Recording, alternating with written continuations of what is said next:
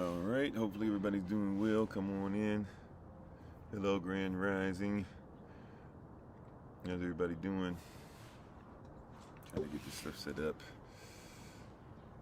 All right, there we go. Lower this a little bit. Make sure you guys can see the whole board. Maybe I need to raise it some. Let's see what's going on. Shalom, big brother Thomas. How you doing? Alrighty. Hopefully everybody can see what's going on this rising. Welcome to everyone. Welcome to all.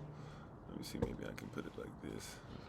Shift this stuff around a little bit so everybody can see. Grateful and thankful for everyone being on, taking some time out with us. Hopefully you can see the board. I'm going to push it back a little bit.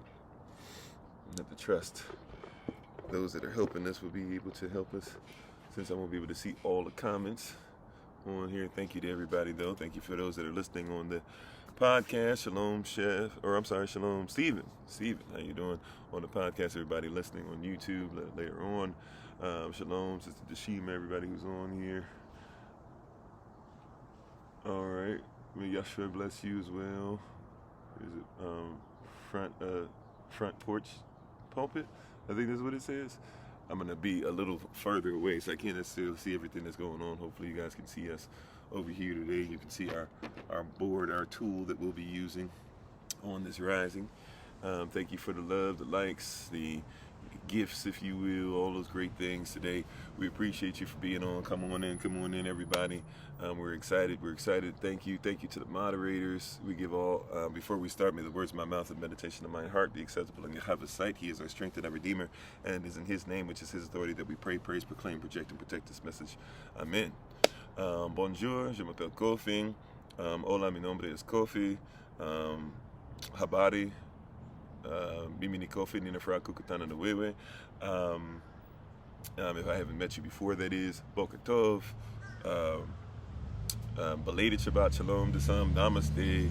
Peace. Osayu. I see you. Hola, even for those who might be speaking Portuguese, whatever. Ni hao. Aquaba. For those who are going to say the greeting back at the same. Thank you to everybody. We appreciate you for being on today.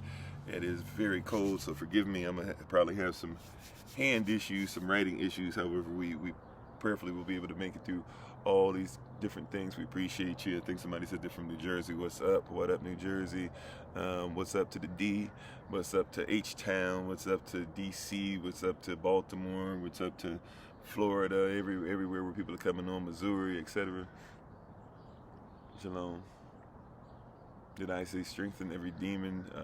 No, apparently I didn't. Unless I don't even know if I said strengthen. So welcome. You're welcome as well, I guess.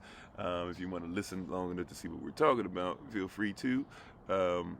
So we're going to talk today, and I'm sorry. Let me make sure you guys can see it correctly. There you go. So you should be able to see the words correctly now. So today I just want to talk about something. This is real quick. You could call this motivational, whatever you want to call it. Look, I want you to make it. Bottom line today, right? I want you to make it. And give me a second just to make sure that we have enough battery life. Y'all who are on TikTok, just give me a second. I'm going to disappear. I'm going to come right back. Hold on one second.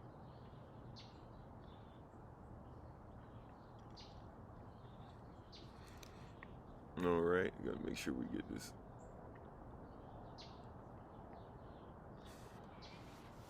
All right, so I think we'll have TikTok coming back on in a second. Hopefully we'll be back on in a second. There we go. Alrighty, so everybody, welcome. We're appreciative and grateful to have each and every one of you with us on this rising. Thank you for joining us. Thank you for participating. And prayerfully, you're going to get a lot out of this today. And once again, we're just going to talk about I want you to make it, right? As always, feel free to follow my wife. By the way, you can follow her. She's a healer. She's a herbalist. She's a chemist. She's a biologist by degree, by the way, for those who need that part of it, because some people feel like they can't trust somebody unless they do that, have what the system says you have to have in order to be someone who can be listened to. You can follow her at Bloom and Flourish. on TikTok, YouTube, and her website. And we praise the Most High for her. We give all praise to the Most High. We give all praise to the Most High for her. I am her. She is me. I cannot do what I do without her, and I'm grateful to have her in my life. And then also, you can check out my son's YouTube page if you would like to as well. He's young, 6-year-old, trying to give a positive example to children. So if you'd like to follow him on YouTube, he is on YouTube at 777 Soloface. He's also on Roblox at 777 Soloface. Also, too, if you would like to find out what we're doing on all platforms, including our YouTube channel, which is named this, but you can find us on any social media or Google us by simply looking up hashtag FindKofi. That's on Facebook. That's on YouTube. That's on Halanis. That's on Twitter. That's on TikTok. That's on multiple platforms that we can go over and over again, Clapper, etc., right? So feel free to check those out when you have the opportunity to. We'll put up later on. If you're on the podcast or if you're on YouTube, Shalom Eagle Eyes. If you're on the podcast, if you're on YouTube, Shalom Helen, you'll be able to see these things later on. You said I need a family therapist. Okay, interesting. What about my family that you know of that tells you that we need therapy from your point of view? And at the end of the day, we're thankful, grateful even for people who come on and that are going to say things and spew hatred or say ad hominem or different things. We appreciate your presence as well. And just to let you know, though, try your best to make sure that you said stop selling up my child. First of all, I don't have a kid. A kid is a baby goat. I have a child. Secondly, my child is not sold out. My child wants to follow in his father's footsteps. He speaks on different things, and he would like to be able to go ahead and do those. And by the way, his thing is not for profit. So you got to be, once again, know what you're speaking of before you say that. All right. That being said, though, we're thankful even for the challenges. We're thankful for people who have no clue as to what we're talking about, but still want to talk about things. And at the end of the day, I want you to make it. Even if you're anti anything I've said before I've even given you the concepts of what we want to talk about, I still want you to make it. Whether you don't want us to make it, that's fine. I still want you to make it. All right? I still want you to make it. Yeah, we'll ignore the haters. So if you'd like to once again follow what my wife says, it's interesting they wouldn't say that. My wife helps the community in many different ways. My son helps the community in different ways. My youngest son, which by the way, I don't package all of my children out here, right? Even though some of them are doing things, but if they're not comfortable with being in front of people, then they won't be in front of you, right? And then you can find out more about what we're doing, study us to actually figure out and find out what we're talking about rather than what people are making up. But if somebody wants to focus on the top, right, which is the goal for today, the motif, I want you to make it. And we're going to focus on 3 different things. We're going to focus on character, gifts, and calling, right? Now, character is what it is, all right? So if you're going to make it today, we need to make sure you comprehend you must have character. Matter of fact, forget you must have character. I want you to comprehend that you are a character. Now, the question is, are you actually operating in your character? Right? And thank you for the love, I believe that's Gypsy. I can't see the whole name, but thank you for the love, appreciate it, right? So first and foremost, do you comprehend not that you must even have character or that you must follow after someone's character, right? But do you comprehend that you are a character? You are a character. The question is, are you who your character is supposed to be? Are you yourself? Are you one with self? Most important commandment, even if we go biblical, the most important commandment is what? Hear, O Israel, Yahweh Elohim, Yahweh Elohim is one, right? He is Aleph, he is one, he is the source. When he's one, his character is correct, he can become a source, right? So, and you must love him, act accordingly, what? With all your heart, that's your passion, right? Your character allows you to what? And put your passion, your soul, your lifestyle, your mind, which is spirit, or even the way one thinks, right? And even your strength, right? Where you get your strength from, it comes from your character, right? Today, I want you to make it, and we've got to deal with your character, all right? If your character is not on point, you're not going to be able to do stuff. And here's the thing about character. Before we can get to your gift and then your calling, right? Calling, by the way, just means what you're invited to do. We have all these new terms for stuff, and we try to make up things. But your calling, which is what you're invited to do, and your gift, which is what you should become proficient in, right? This thing that you have been gifted, it has been received, you have given it, but now you have to receive, reproduce it, learn how to be more efficient in it. Well, your character is going to protect your gift and your calling. If you are not character, if you do not know who you are, then you will not be able to even entertain gift or calling. You'll be able to entertain with your gift, but you won't be able to use it correctly, or it will get you in trouble.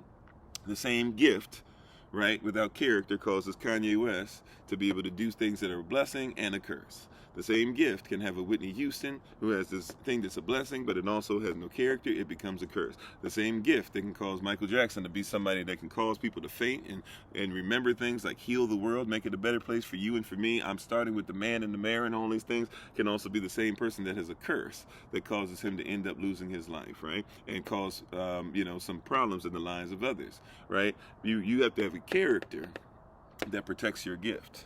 Right, you got to have character to protect your gift. A lot of people talk about the gift, have no character to protect the gift, right? And therefore, what you're called to do with your gift, what you're invited to do with your gift, is something that you're going to miss because you lack character. Everybody got that, right?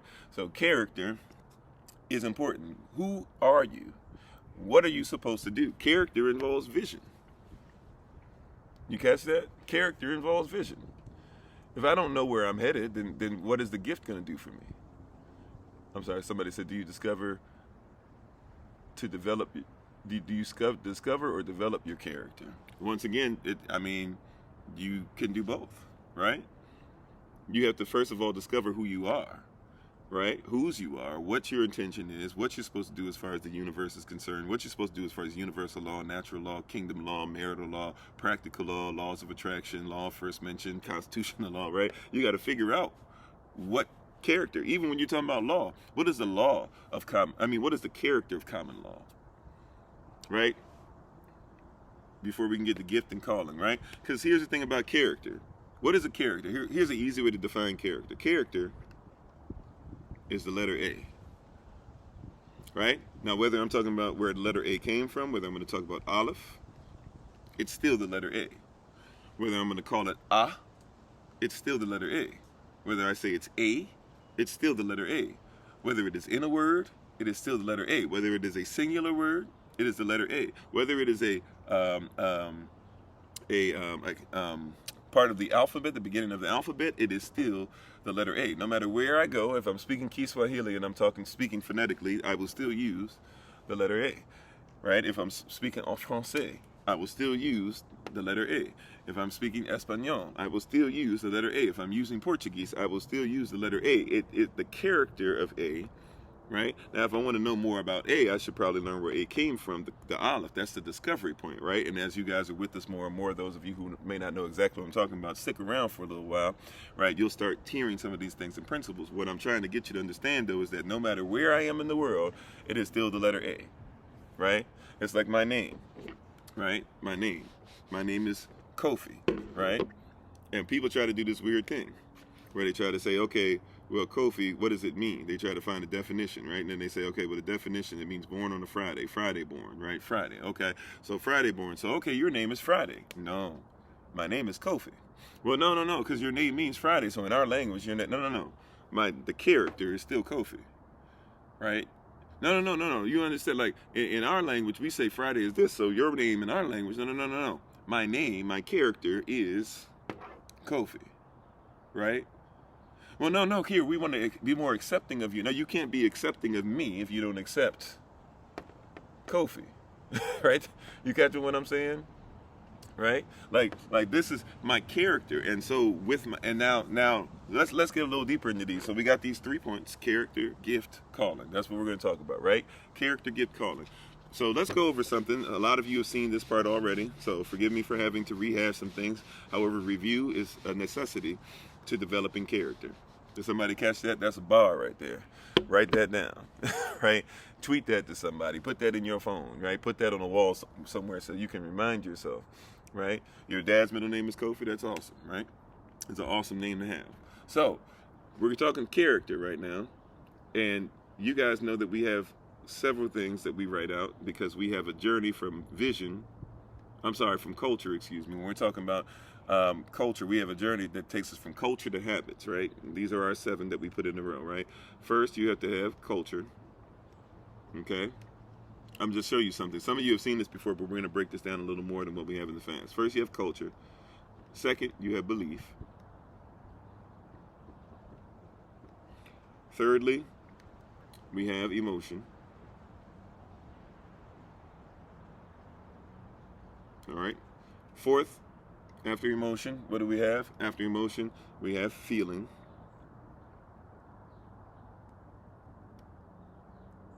Fifth on our list is going to be your mood. Sixth on this list is effort / energy. Right? And then lastly, and this is from Dr. Laye Africa, where I extended it some from what he was, a speech that he gave while he was still alive. And then lastly, then we get to your habits. Okay? So when we're dealing with character, right, which is what we're dealing with today, when we're dealing with character, we have to deal with culture, belief, emotion, feeling, mood, effort, or energy, and habits, right? So culture, right, which is why we get a lot of things wrong, right? Culture is why we get a lot of things wrong. Culture means what? Culture is the traditions, the system, the customs, the laws, etc. that you live by. This culture informs your belief system, right? The reason why people have bad habits or misrepresent things, or a lot of us are in situations that we are, is that culture is going to inform your beliefs. Straight up. Culture is always going to inform your beliefs. Whatever your culture is informing your belief. If you believe that Republicans and Democrats are really a thing, then you're going to have beliefs. They're going to put you on one side or the other, or make you independent, or a Green Party, libertarian, communist, whatever it is that you want to call yourself, right? Your culture is going to inform your belief, right? If you believe that you should be able to just do whatever you want, then you have, or right, if you come from a culture that says do what you want to do, right? Then belief says I do me, right? Whatever it is, I'm not even saying whether this stuff is right or wrong, good or bad, etc., right? Culture informs belief. Somebody's no, quick to say no, right? So the culture with somebody's culture then, right, doesn't inform somebody's beliefs. You know? Even when somebody says, well, I broke out of that culture. Okay, fine, you broke out of that culture into what culture? You see what I'm saying? Culture informs beliefs, right? Your beliefs now is what's making you emotional. Emotion, by the way, includes even the physical and all that stuff, right? So the emotion, it informs the physical. Emotion, the motion. If somebody's sad, if somebody tells me they deal with depression, you know what one of the worst things I say? I see what you're saying, Coach, you are. That's nice, right? One of the things I tell people if they're dealing with some things, you know what I say? I say, hey, go outside, put your feet in the grass, get in the sun, put your hands up in a victory position, right? Both hands up in the sky, right?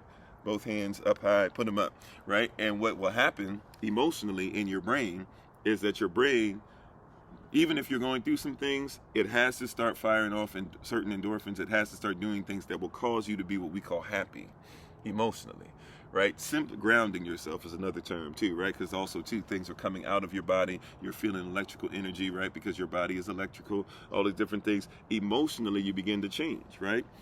Emotionally begin to change. So it's emotion, the motion even of your physical body, the motion of what you do every day, the motion of where you travel, the motion of what friends you're going around, right? Emotional stuff, right? We don't think about it correctly because we have come from a culture that tries to say emotion has nothing to do with physical, but the spiritual or the mental or the energy, whatever you want to call it, right? It affects the emotion. Your culture and your beliefs affect your emotion. So when somebody lashes out and says emotion, something emotional, really what they're dealing with is a belief. And usually when somebody attacks you because you're simply saying something, when they attack you emotionally, you're affecting their beliefs, and their beliefs they got to hold on to, because if they don't hold on to those beliefs, or if they're in a place where they can't question their beliefs, really what happens is my culture even appropriate, right? Or has my culture been misappropriated? Has it been misappropriated? Right? If somebody gives you something to question, the reason why people are going to get frustrated, have these arguments, you're going to get into all this stuff. Somebody say, hold up, you're attacking this, and if you're attacking this, then I might have to actually reassess where I come from. Right? You said symbol flipped. I didn't say it was the same sound to me. Okay, I don't know what you're talking about. I guess you're talking to somebody else in the comment section because I didn't catch what you're saying. But, getting back to this, so culture, right, it's talking about your beliefs, or it's going to inform your beliefs. Beliefs are going to inform your emotions. You get emotional about certain things because you believe certain things. And people who aren't willing to even look at their beliefs are people who are going to get very emotional very quick, or have emotional breakdowns or emotional letdowns. Straight up. Right? Thank you for the love. Appreciate it. Thank you for the likes, the gifts, the love, the sharing, all that stuff. We appreciate all of you. Hundreds of people on, lots of comments. I appreciate it. I'm only human, and today I might not have that much time to get to as many comments. I will try my best. Thank you so much. And if you want to put them in the question mark box, if you're on TikTok, if you're on YouTube, you can leave them in the comment section. Actually, I forgot. I think we're supposed to be allowed to go live on YouTube again, so we'll try that again tomorrow on the Rising. And those who are on the podcast, obviously, you can leave your comments in the live chat. And if you're on the podcast, on Podbean specifically, on with us live, you can actually call in while we're on. So if you'd like to call in, if you have a question, comment, concern, etc., right? So how do you move past abandonment? How do you move past abandonment from family? Well, once again, you got to consider culture, right? Culture even, we got a question. First of all, was that culture even conducive? Right? Have you been abandoned simply because you've decided to look at something culturally different? And does your family, therefore, not like the fact that you're saying that the beliefs and what they do or what they taught or whatever is something that attacks their culture? If that's the case, you might be dealing with an emotional response, right? And yeah, guess what? Emotion, if not tethered to something powerful, if not being something that we can actually look at specifically and be able to recognize, right? There's some feelings involved. See, we think that feelings and emotions are the same thing. The feeling that somebody has comes from the emotional response to their belief being dealt with or differently than what they expected, and therefore now they have to start thinking about culture, right? It's my pleasure, right? Culturally, somebody's going through something. Culture, I come from a culture that says that, hey, everything's fine. There's no reason for anything. If you don't make it, it's an excuse, right? But today, the goal is I want you to make it. So I'm going to deal with these things specific, right? But I come from a culture, from family like, oh, well, this is what we do, blah, blah. We hold on to stuff. We have all these schisms. We have all these divides. We have all this stuff going on. And certain people in my family have been ostracized because we've said, you know what, we'd rather just kind of do it on our own rather than deal with this family dynamic that's wild. Right?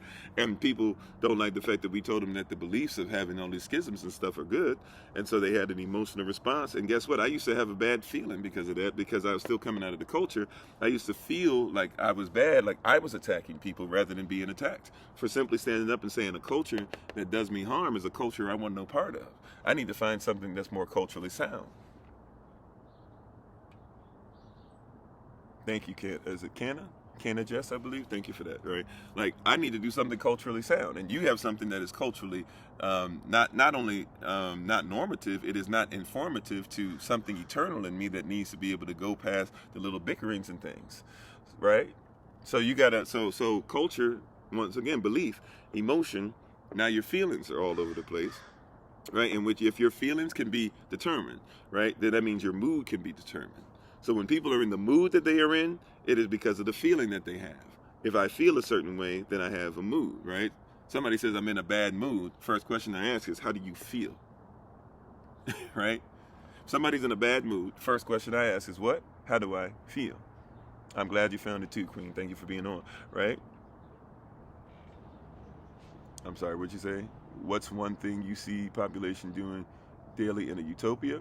I don't know if a utopia is something that's sound, in all honesty, at least what people mean by utopia, but we can get to that in a second. What are we supposed to learn or teach? I don't comprehend. Are you saying what are you supposed to learn from today? Because we're learning some things now. Or maybe if you know all this, you don't need to learn. Or are you talking about how do you find what you're supposed to learn? I'm not sure what the question is, right? But we're going to discuss that today because I want you to make it. I want you to make it in your family. I want you to make it in your school life. I want you to make it all these things, right? But your mood is basically like well, I think we all comprehend mood, right? Mood is basically, this is how I, when I'm in. Right? I feel a certain way and it causes me to be in a mood. It causes me to be in this environment, this bubble, right? I feel a certain way and the feeling kind of encapsulates me and puts me in a mood, right? But once again, if I see somebody's in a bad mood, what we call a bad mood, then I would simply say, hey, what are you feeling? Man, I don't know, man. I'm just in a mood, man. I'm in a funk today, man. I woke up on the wrong side of the bed. I don't know, man. Nobody did anything to me. I just feeling a certain way. Okay, so you're in a certain mood. Well, what are you feeling? That I would ask. Well, I'm a little angry and blah blah. Okay, emotionally, some things got set in motion, right? So, hey, did you eat? Yeah. What did you eat? Did you drive the same way right, or travel the same way to your location? Did you, what was said towards you that might have caused you emotionally something in your brain pattern, your blood to boil, whatever, right?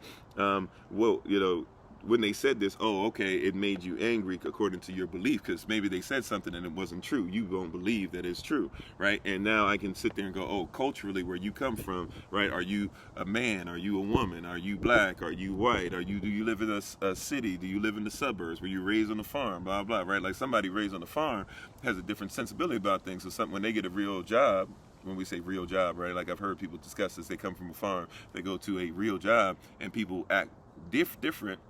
People don't work as hard, blah, blah. That's the culture I come from. So I believe that they're lazy.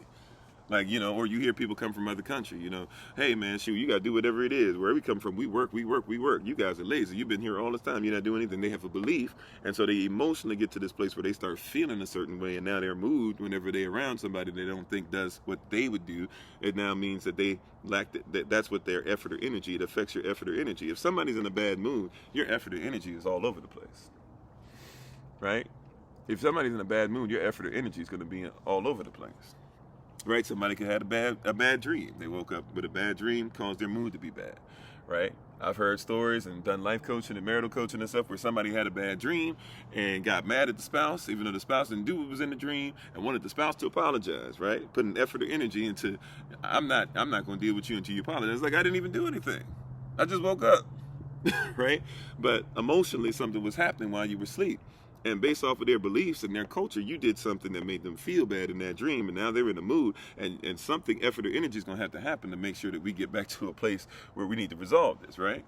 Like this is real talk. It's funny, but it's real talk, right? Like this is stuff that happens, right? And if my effort or energy is in a bad place, or if it's in a great place, whatever, it's going to directly affect my habits.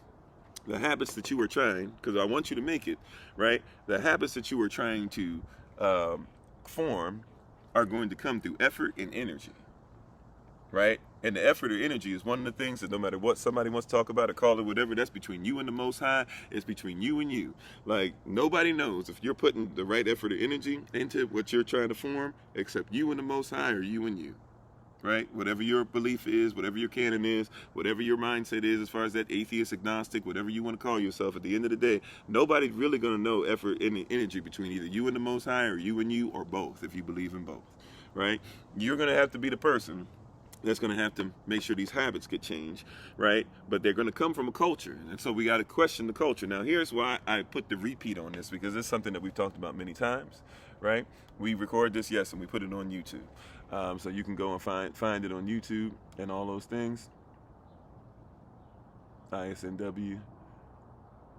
Of course, I can't blow a kiss. I'm married.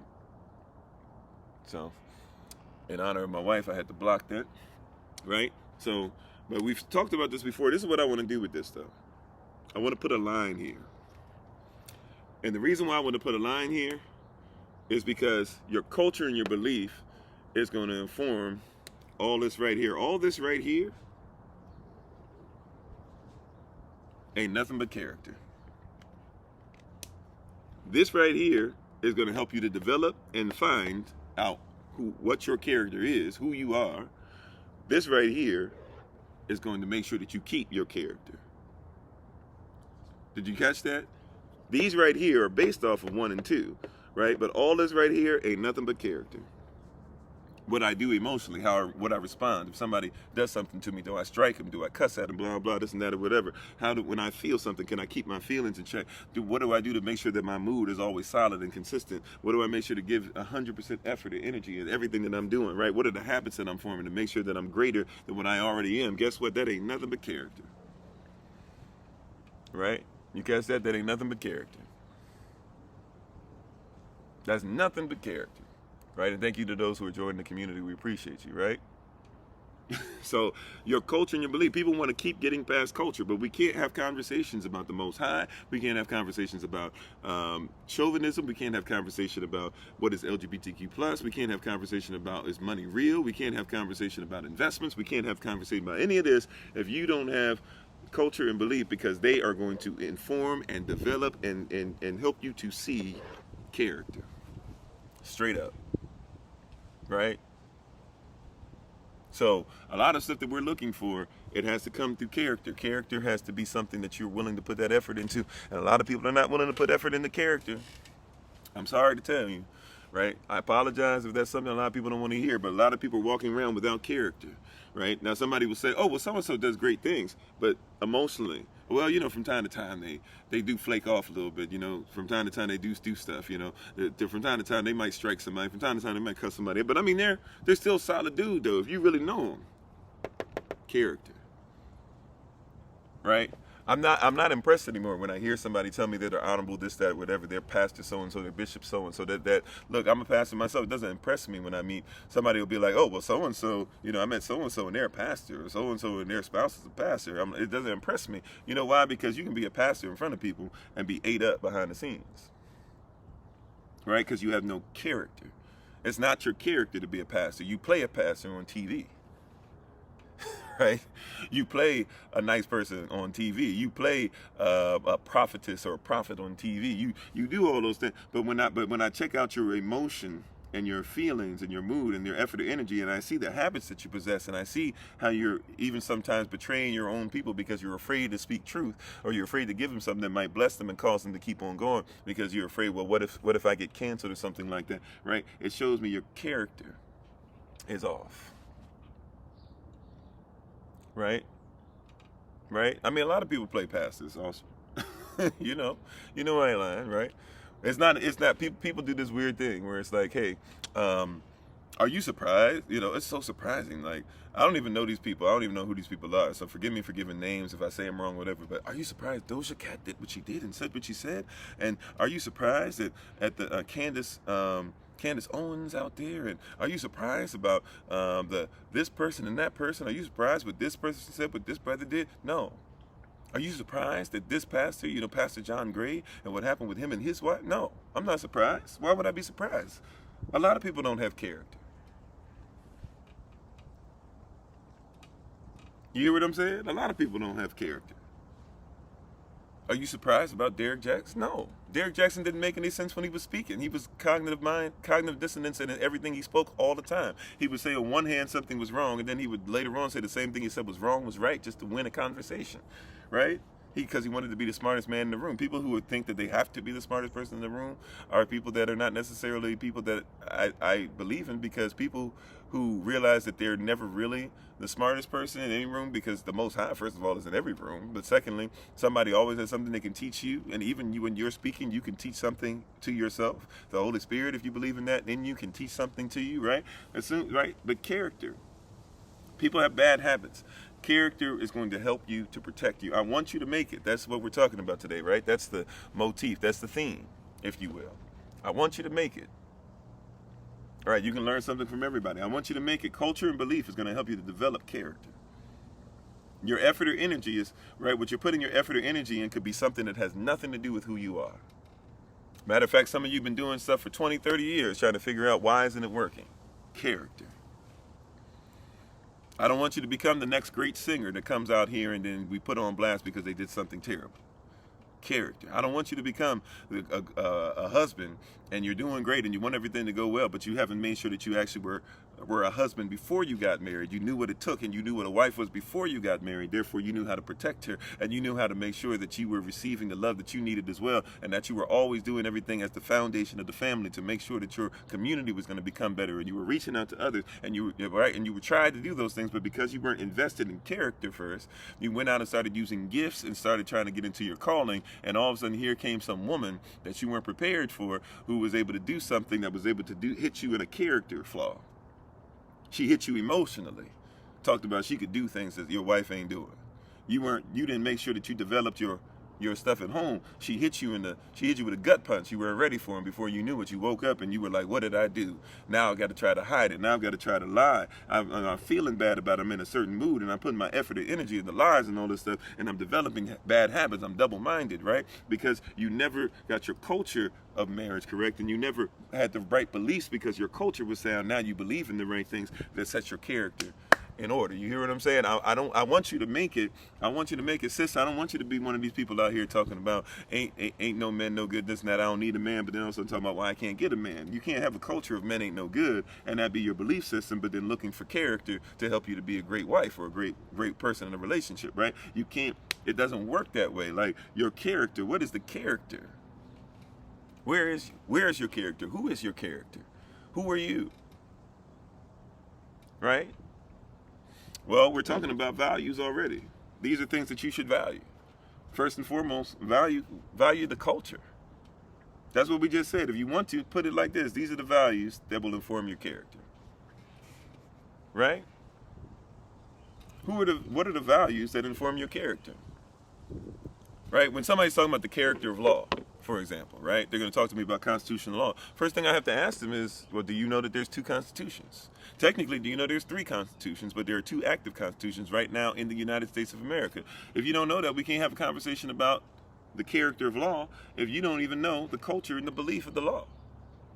So if you can't tell me what the Black's Law Dictionary is of a natural person and an artificial person, if you can't tell me why it's okay to say that I'm black, but legally, in that character, legal character, the character of law, I can't talk about being black, at least not in the United States. I have to say that I'm a natural person. Or if somebody wants to say more, this and that, and more is considered to be a natural person, right? So before we hit that speed bump, let's just go ahead and make that clear, right? But you can't talk about something without the character or without the values of it. And people are trying to live life without values.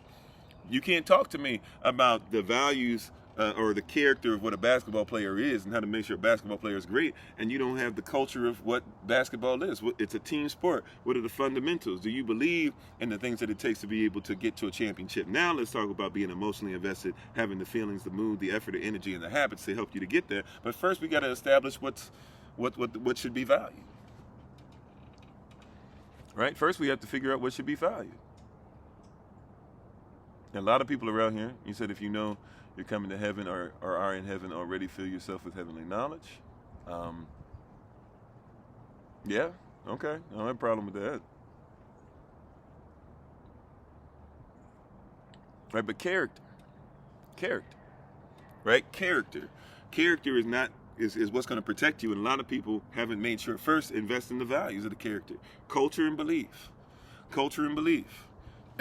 Why do people argue about, still to this day, so should we work on the belief and culture first?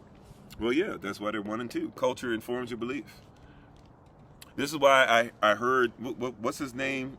Like I said, I don't pay attention to all these people as much as some do. Maybe I should. But is it Ted something or whatever, the senator from Texas or something like that? Is it Ted Cruz?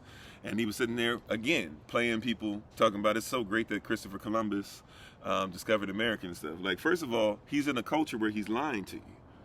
That culture, that's a cultural lie, right? Ted Cruz knows that it's not a great thing that people, right, somebody came and killed off a bunch of people. That's not great. And he knows that there were people who came before Christopher Columbus that not only were black and Chinese, etc., but also were European, that came before Christopher Columbus and set up colonies before Christopher Columbus came over. Matter of fact, we know that black people who were natives were being traded in slave trades before Christopher Columbus came over. So he knows this, but he's in a culture where he knows that he can control you through politics and economics. You know what that culture is called and that belief is called that's affecting your character that you don't even know? Because some of us don't know because we don't look up things and we don't keep words fine. We like to define, deconstruct what is fine.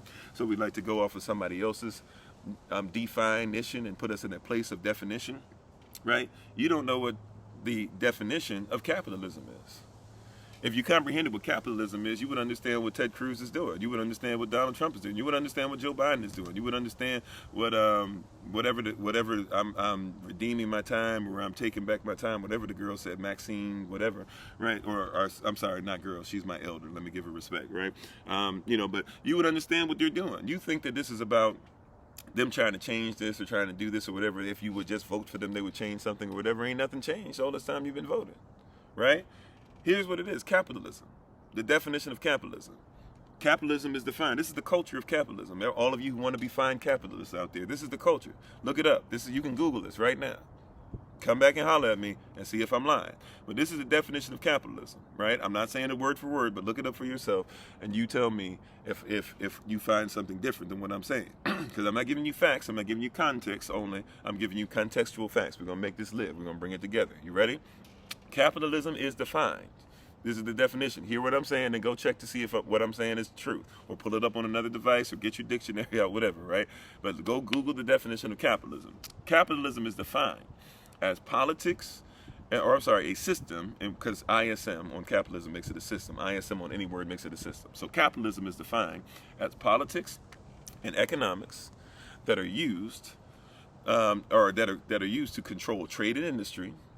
That trade and industry is controlled by private organizations or private corporations rather than by the state or the government or the country.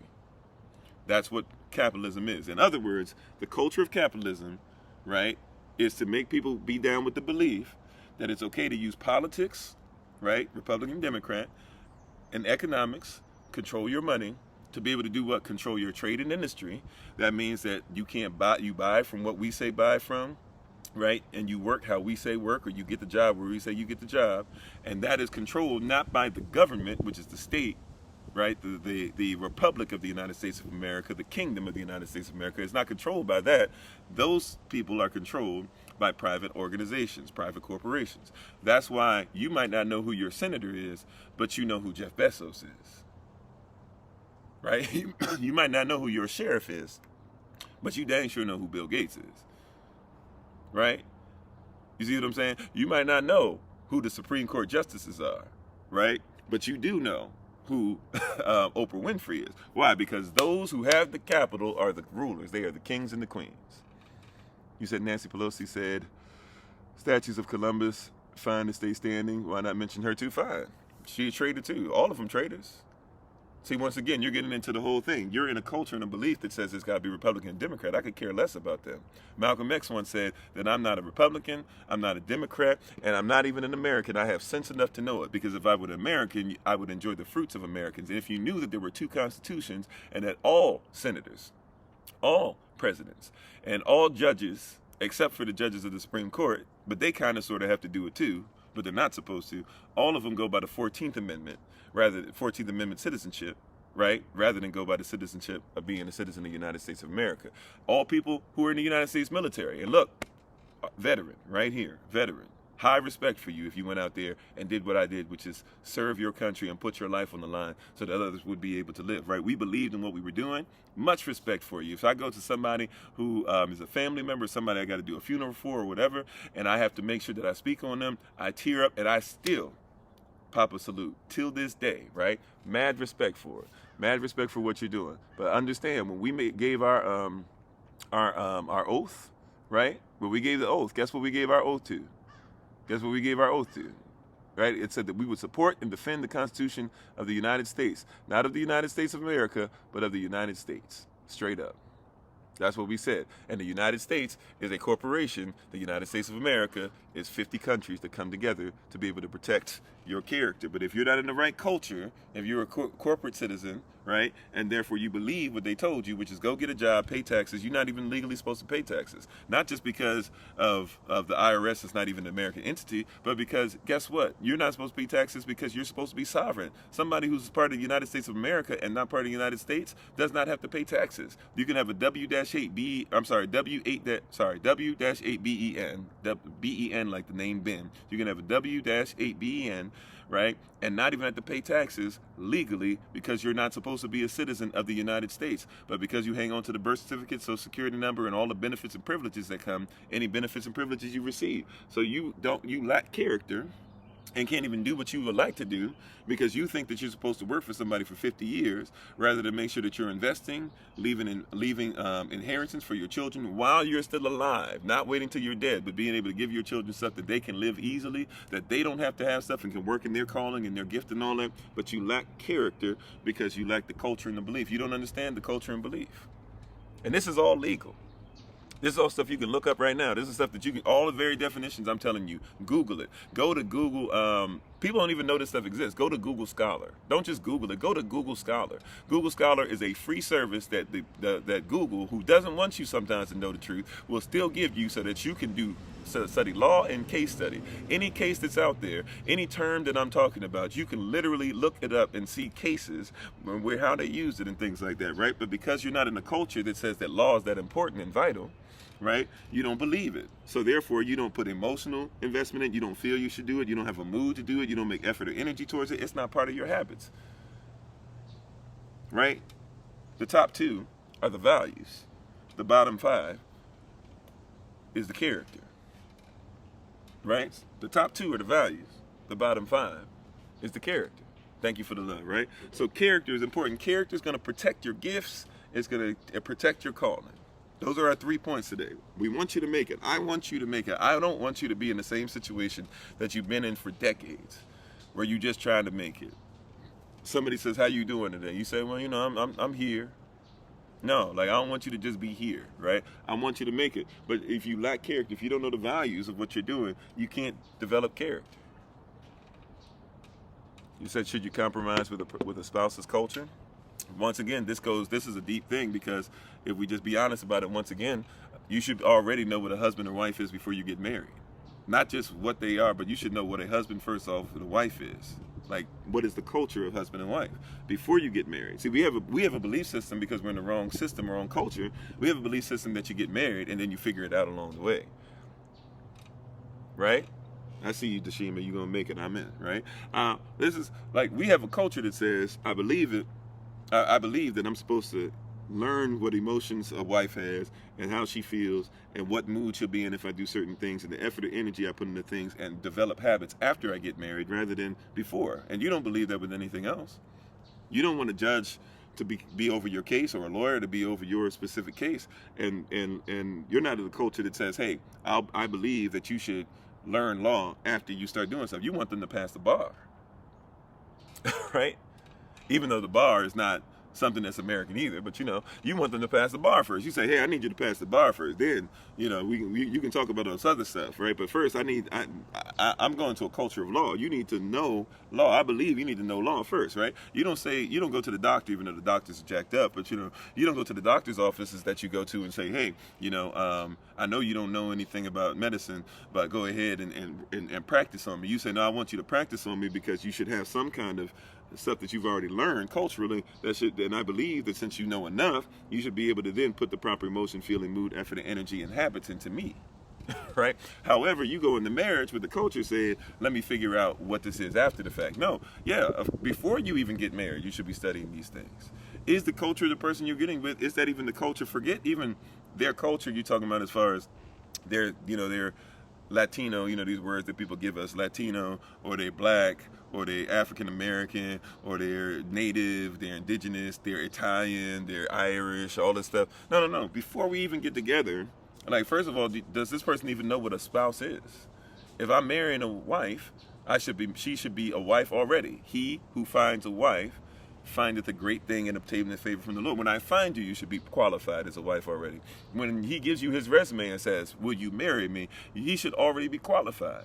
And we'll go and be in relationships with people for several years who don't even think that they're like, hey, I want to be in a relationship with you, but I don't know if I want to be married. Now, in our culture, in my specific culture, in our culture, sex is marriage. So you shouldn't even be having sex with somebody if you ain't married, right? So you should already be a husband or wife before you get married. When we have sex in my culture, we are married. And by the way, in law, if you don't have sex with somebody that you're married to enough time, you can go back to the judge and say, hey, we haven't had sex. The judge will annul your marriage, because legally, marriage is sex, sex is marriage, right?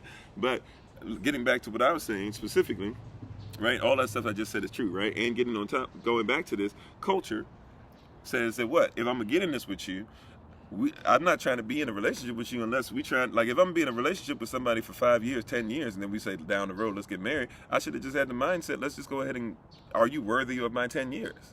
People talking about we had this ups and downs and, this and that, I didn't know if it was going to work, but at least the ride was okay. No. Like, you wasted your time. You wasting time. You can never get those years back. Right? How you going to get, you gave 10 years of your life to somebody you were unsure with? They weren't even qualified. You didn't know if they would go get a job. You didn't know if they would establish themselves. You didn't know if they would treat you with respect. Why would you waste? That's the waste of 10 years. But we were taught, we come from a culture that believes it's okay to waste it. Then we try to figure out, why are we emotionally messed up? Why does this marriage not feel right? Why is there always this weird mood hovering around all the time? Why I don't even know what to put my effort or energy into anymore. And then my habits, I mean, what habits? How can I develop habits if I don't have any of this stuff together? Right? You said there is no waste of time. Well, I would disagree. I would disagree. If somebody has decided that they're going to go ahead and keep drinking alcohol over and over and over again, yeah, can they learn lessons from it? Sure. But if you know that it's going to kill your system, right? Why would you waste time with it? I would say that's a waste of time. That's a right. If somebody knows that getting in an argument with somebody who's not going to change anyways, and is going to keep on spending hours and hours a day arguing with somebody, like, to me, that's a waste of time. Go ahead and be with people that are like-minded, or heck, be with yourself and get stuff done. And then later on, we can have a conversation about it, maybe from time to time, or just not talk about it at all. But that's a waste. I can't get those minutes back. Right? I can't get those minutes back. Those minutes turn into hours. Those hours turn into days. Those days turn into months. Those months turn into years. And some of us have spent years investing in something that has nothing to do with where we're headed, because we don't comprehend character, because we haven't come from a culture that says, hey, the belief is in our culture, we don't waste time. Now, I believe in the culture. That's a whole step too, because a lot of people have culture but don't even take time to believe in the culture. Do you believe in it or not? And if you believe in it, we should see some actions that show. We should see some love. That's what action is. That shows culture. Right? I only have so much time. Right, that's why I'm making sure I'm going to start investing. I told our community and everybody who's with us, it's on a regular basis, that I'm going to start traveling and stuff again. I'm going to start investing. You're going to start seeing me show up in your places. I'm going to start calling you more. I'm going to start getting back into some things, because I'm giving my time to things that really are not conducive to what it is. Right? Even redeem the time. What does the word redeem the time mean? The word deem means your time was deemed as this, right? And I'm going to redeem it. I'm going to reevaluate and deem it this. So it doesn't mean that redeem the time means all the time, like the one brother who, hey, your time is up, and then he prayed, and then he said, and then the prophet went back and said, because you prayed and stuff, you know, you're going to be allowed to live longer. He lived 14 years. That's not always what redeem the time means. Redeem the time could be, hey, that time that you went through those struggles and stuff, they were bad. However, all things are working together for the greatness. Sure. But to purposefully be a bad steward of time, that's a different mindset. Right? Yahshua does love me. I appreciate that. Thank you. Right? So I want you to make it. Character, though, is going to protect you. All right? And once again, character is, these are the values of character: culture and belief. And then character is going to come from your emotion, your feeling, your mood, your effort, energy, and habits. Remember, character does not change. So you need to get to the platform, to the place, to become the person where you do not change. The problem with a lot of people who are sitting up there talking about that, right? A lot of people, thank you for the amen. A lot of people, what the problem is that people can't tell who you are, because you change so much. Salah, right? Real talk here. Some of you are so double-minded, so have so much cognitive dissonance, have so many different things that you're involved with, that people can't actually support you because you are all over the place. It is hard to support somebody who is all over the place. It is hard to support somebody who comes here and teaches this today, and then tomorrow, if you were to ask me to write these 7 things out, I'd have a whole nother 7, or I put them in a whole nother order, right? That's why we are very repetitive here about making sure that you guys comprehend culture. Why? Because culture is what is going to inform our beliefs. And so a lot of people can't hang with a lot of people. A lot of people can't support you. Sometimes your spouse can't support you. Right? Because of what? You said everyone has character, constant change is who you are, that's your character. No, character by definition doesn't change. Now, characters in movies can change. Characters in comic books change all the time. I mean, there's a different version of Batman in the 20s and the 30s than there is a Batman in the 60s, and there is a Batman in the 80s, and there is a Batman in the 90s, then there is a Batman in the 2000s and the 2010s. So characters can change if you're making them up, but character is, once again, the letter A is a character. Right? No matter what language I put the letter A in, it will always be the letter A. The number 1 is a character. No matter what language I put the number 1 in, it will still be the same character. I didn't say that it will not have a different language, but the language about it doesn't mean that it's changed. It means that somebody's describing it through their culture differently, but the character of it should still be the same. Right? right? So they're trying to put another culture on it. So that's why even like, for example, when we talk about, when people say, well, what about God and this and that or whatever, and I say something that's very shocking to people, I'll say, I don't believe in God, I believe in Elohim. People go, oh my gosh, oh my God, what did you just say? They think that I'm being blasphemous. No, God is a Germanic deity. So when you start talking about God, you have to understand when you're going to start talking about the firmament. The firmament is a deity. People think the firmament is the same as Thakia, or that hard substance that's above.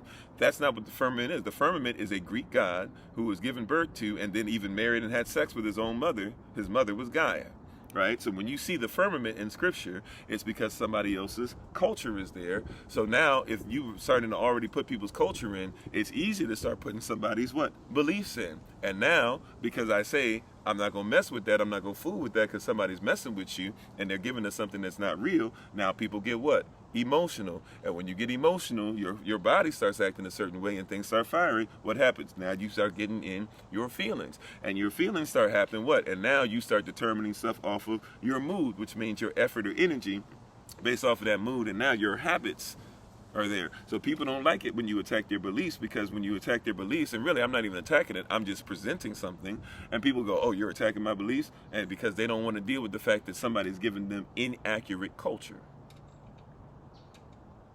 Right? If your spouse doesn't agree with your culture, once again, one of the things we got to talk about, first of all, what is the culture of marriage? What is the culture of a husband? What is the culture of a wife? And husbands and wives can disagree. Now, what is your culture? I would say, what is your culture? Is your culture to be, to love those that are disagreeable? Is your culture to set a standard to where they can start seeing your standard is something that can be agreeable? Therefore, if your standard, right, based off of your beliefs are great, then maybe they should readdress their culture. Right? Is your culture something that's worthy of being uplifted? Is your culture something greater than you? There's a lot of questions I would ask, right? I said, man, why couldn't I meet you years ago? Why couldn't I meet myself years ago? I'm telling you, bro, I had to go through a lot of stuff myself, right? So we're talking about character is the first point. Character, we're spending so much time on character before we get to the second and third point, which is your gift and your calling, because first and foremost, your character will protect your gift and it will protect your calling. A lot of people have gifts, have no character protected. Matter of fact, how can you develop a gift if you're not going to put the emotion, feeling, the mood, the effort, the energy, and the habits into it? How are you going to develop a gift? How are you going to accept the calling and then mess up as soon as you get in your calling because you're emotionally unstable? That's why I said I'm not impressed because I shake your hand and you're President so-and-so anymore. That would have impressed me at one point. I'm not impressed because you got 3 stars, 4 stars on your shoulder. I worked with a bunch of them. That doesn't impress me anymore. I've seen that. I've been there. I've done that. That doesn't impress me because you wear a dashiki or you wear a tunic or you wear a garment that's similar to mine, or that you let your hair grow so real, or you cut your hair, whatever. It doesn't impress me. It doesn't impress me just because you got the Coke bottle frame or this and that. Like, those things at one point would have impressed me. But I want to know, is there one person living inside you? Right? I love my wife more than any other human being on the planet, and one of the reasons why is because she has kept character. Right?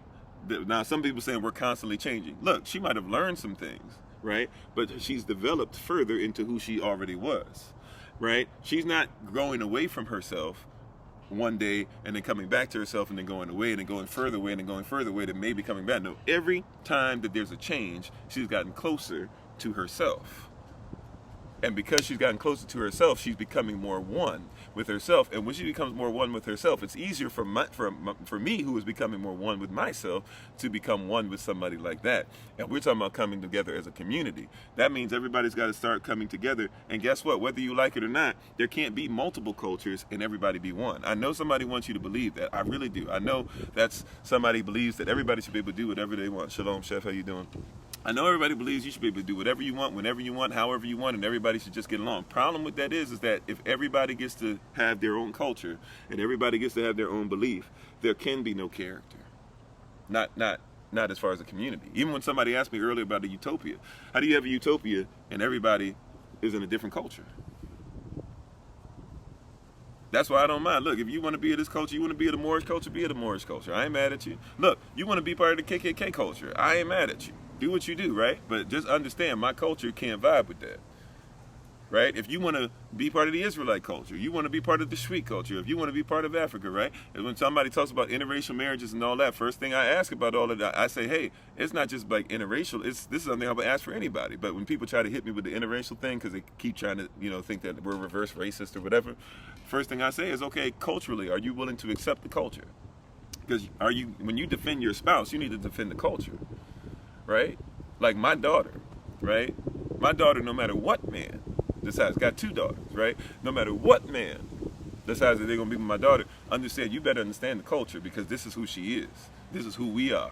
And if she needs defense, if she needs you to listen to her, if she needs to be loved, this is what her daddy has put in her. This is what her culture has put in her. And I expect that her beliefs will be respected because her beliefs are something that are eternal, that are powerful, that are greater. And she's not going to dismiss her culture because of that, right? So when somebody says something to her in the street and she has an attitude and you try to say, oh, that's that black woman attitude. No, bruh, like, don't do that to my daughter. She has a culture where she's a queen. She's allowed to speak up for herself. She's allowed to say, I ain't with that. I'm not going to submit to mess, right? And if you can't get that, leave her alone. It ain't because of your skin color. That's because of the culture. That's because of the culture right there, right? So if you can't protect her culture, you can't have my daughter because that's what I do, right? And that's what she's used to. She's used to somebody, and she's used to being able to tell my daughters if they feel they need to, can tell me off, and I would sit there and say, okay, now that you're finished, let me go ahead and address you, right? Because guess what? You should be able to talk to your husband like that, but when he finished, you've been taught, all right, now he should be able to address you, right? So I set up a culture for you to be able to flourish in as well, right? That's the belief that they have. Don't try and mess things up because their character is on point. If I see something out of character because they got with you, I'm coming for you. That's real, right? That's the way this works. The character is what protects.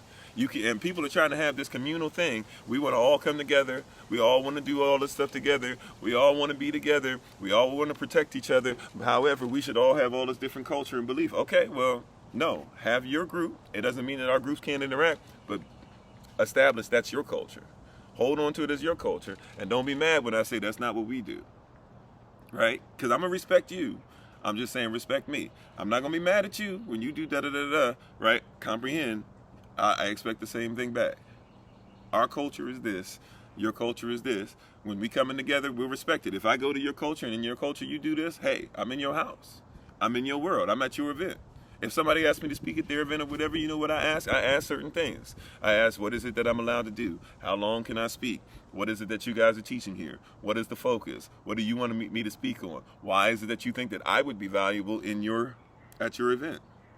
Right? Because I need to see what is it culturally that you're trying to establish, right? And it might be that we might not be able to agree on my culture and your culture coming together to perform. But hey, if I can respect your culture and I can find out what it is, all right, I'll stay in certain things. I don't have to talk about certain things. I don't have to bring up certain things at your corporate thing. I don't have to bring up certain things at your church. I don't have to bring up certain things at your woman's only march that you want me to talk about. I don't have to do anything but what you tell me to do, right? But we got to first figure out, I want you to make it. So I'm coming there to give you something specific, right? You tell me what it is, and I'll make sure that I stay on point. I stay in character. I have enough character to be able to do that, right?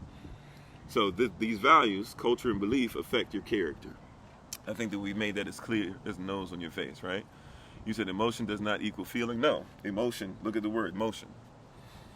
Now, the motion of your mind, your brain fires an emotion, right? A pattern, right? And that causes you to feel, right?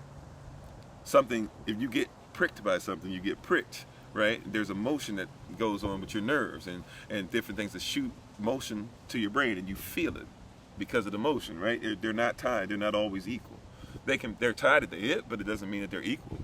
It's like when people talk about grace and mercy. Grace and mercy mean two completely different things, but they are affected by each other, right? So that's what we're talking about: character, culture, belief, right? Emotions, feeling, mood, effort, energy, habits, all these great things. All right. So we talked about character. First point was character. Second point now. So first point was character. You got to have character. Character is going to protect what you're getting ready to get into now. Right now that we've established that we must have character, right? How do we know that we have good or bad character? Once again, what's the culture and the beliefs that it's on, right? What's the culture based in? Your culture will determine all that. That's why you got to figure out culturally, like what is important to you, If it's important for you to have eternity and stuff like that, then you got to start looking at things culturally that'll be eternal. If you think that money rules the world and that's all that matters, then you got to start looking at money only, right? You can tell what somebody's into by the culture. I say this all the time. If I want to know, for most people, because they believe in money only or money first, or you got to spend money even to make money, stuff like that. So if I tell somebody, if somebody says, "Hey, shalom to you," if somebody says to me, if I don't do this for everybody. I'm not trying to be in people's pockets, but if I really want to know what you believe in, I just got to look at your bank account. It'll tell me your culture real quick. Oh, you spending money on McDonald's all the time? Okay, you ain't about the culture of health. I mean, it's not that hard, Oh, I said, let me look at your browser history. Oh, I can see some culture. What are you looking at on YouTube? I can see your culture. All right? I mean, it's pretty clear. It's not that hard. Let me look at you. Look, what did you do yesterday? Look, when I do life coaching, hey, what did you do this week? What did you do this? Okay, how did that do? Blah, blah. Okay, I can see your culture showing. It's not really that difficult, but you got to choose what culture you want. What is it that you want to do, etc. Which is why character is important. Character is who you are. Character will not change, and if you're always changing and all over the place, I'm not saying you can't learn more, but people act like somebody learning every day is change. No, if I'm learning every day, then it's my character to learn every day. You see that? Like, it's a difference, right? He said that's why I have no money is to pay bills. I mean, it could pay bills. You could be in the culture of paying bills. I want you to be in the culture of having several streams of income and be in a place where you're unemployable, right? I'm unemployable.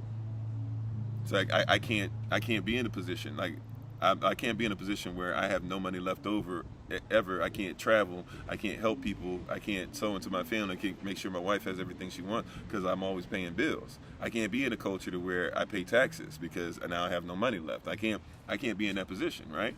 So I have a culture and a belief system that's based off of legal, things that are legal, that are lawful, that allow me and my family to not have to be part of that culture. And anybody can be part. We teach classes on sovereignty. I mean, heck, that's one of the classes we're teaching this semester, right? We teach classes on stuff, right? And I'm not saying you got to take our class. Fine, take a class, do something, but learn about this stuff. Learn about UCC 1-308. Learn about UCC-6611. You learn about UCC 1-207. Like, learn these terms, right? If you even learn in verses of the Bible says that you should know more law than the people that write law. Learn the law, learn the principles, make it a value, learn their culture, learn their beliefs, learn how to take in true culture and twisting your beliefs in it so that you don't have the right emotion, feelings, mood, effort, energy, and habits. Learn these things, right? So can culture be changed for the better? I mean, possibly, but culture is culture. First of all, do you even know what the culture is to change it? Like I said, do you even know that there's 2 constitutions in the United States of America? How do you change the United States? Or, I'm sorry, there's 2 constitutions. There's the Constitution of the United States, the Constitution of the United States of America, and there's a constitution that preceded that, right? How do you even know about constitution if you don't know there's 3, and you don't know which one you're under, what jurisdiction you're under? Do you know when you go to a courtroom that, unless you're going to the Supreme Court, that you're never actually under the judicial branch? Because a judge at a regular courtroom is part of the executive branch. They're a 14th Amendment citizen too, which means by law they are public servants. Now, do you know how to address them as a master of the public servant? Or do you just go in there hoping that the public servant will allow you to serve them? Right? You said, can you tell where it said we should know more? Yeah, Matthew chapter 5. Verses 17 through 20. Verse 17 is going to say, I've come here not to destroy the law, but that it might be fulfilled. Verse 18, we should not change one jot or tittle.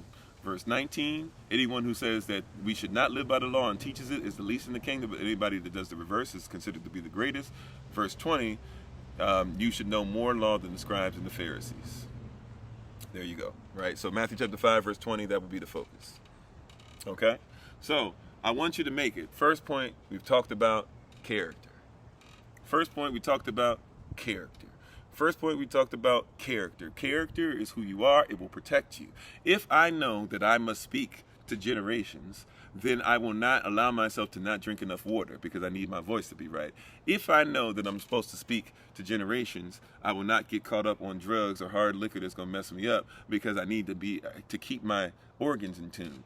If I know that I'm supposed to cook for other people, right, I will not use things that are going to cause them to be in bad health because I want them to be around long enough to keep on eating the food, right, et cetera, et cetera. If I know what my character is, then my vision is easily established and written down and made plain that others might be able to see it and roll with it and stuff like that, right? You have to make sure that your character is in place. Is your character showing? Is your lack of character showing? Right? That's what's going to protect you, protect your gift, protect your journey, protect your vision, et cetera, right? So we want to make sure that we have character. The second point that we want to talk about is now your gift. Now that we've established character, now we can talk about your gift. People always talk about my gift. My gift is this. Your gift will bring you before the nations. Problem, though, if your gift is not protected by your character, it can't bring you before the nations. Now, if we're going to talk about gift, though, right, most people, when they're talking about the Bible, they're going off the Greco-Roman. So let's go off of the Greco-Roman. Let's go off of Greek language, right? Even though gift and a lot of these things you're reading wouldn't have been written in Greek. But let's just go ahead and do that since that's the custom and tradition, right? If you're talking about gift, you're talking about katis. Some people would spell it like this. Some people would spell it like this. Right? And it also gives way to another word that we know, right? Which is charisma. And some people even write this word like this. You've seen this, which is one of the things I talk about, which is always interesting to me. We use this in a negative term nowadays, but reality is that Karen is actually talking about your charis or your charisma. Charisma is who you are. So because of who I am, I now have this gift, this charis, that's charisma, right? Now I know who I am. And because I know who I am, now I can start executing the gift out of my character, right? I can bestow a gift upon the world because of who I am. Oh, sorry, I said Karen. I don't know why they did that. Karen, excuse me, right? Right? So when you meet a Karen, right, if Karen, right, and she's showing you something, she ain't got no gift. She's not giving you a gift. She's giving you something that's going to cause pain and anguish, something that might put you in prison and calling the police on you. So people call it a Karen. That's not a Karen. That's not a true Karen. She's not in her character. She doesn't even know who she is. She doesn't even know what her name means. Right? She doesn't even know what her name means. I met somebody the other day, and she was like happy to meet me because I saw her name was written like this. I said, do you mind if I ask what tribe or what nationality you're from? And she was like, well, my name is Greek. And I was like, oh yeah, I could tell it's Grace, right? And she said, oh yeah, like she's surprised because a lot of people don't even know, right? So when we're talking about the charisma, the gift, first of all, the gift is talking about who you are. The first thing that we should, because this is what a gift is, right? A gift is something that is what? Not just given, but it is freely given. That's a gift. Right?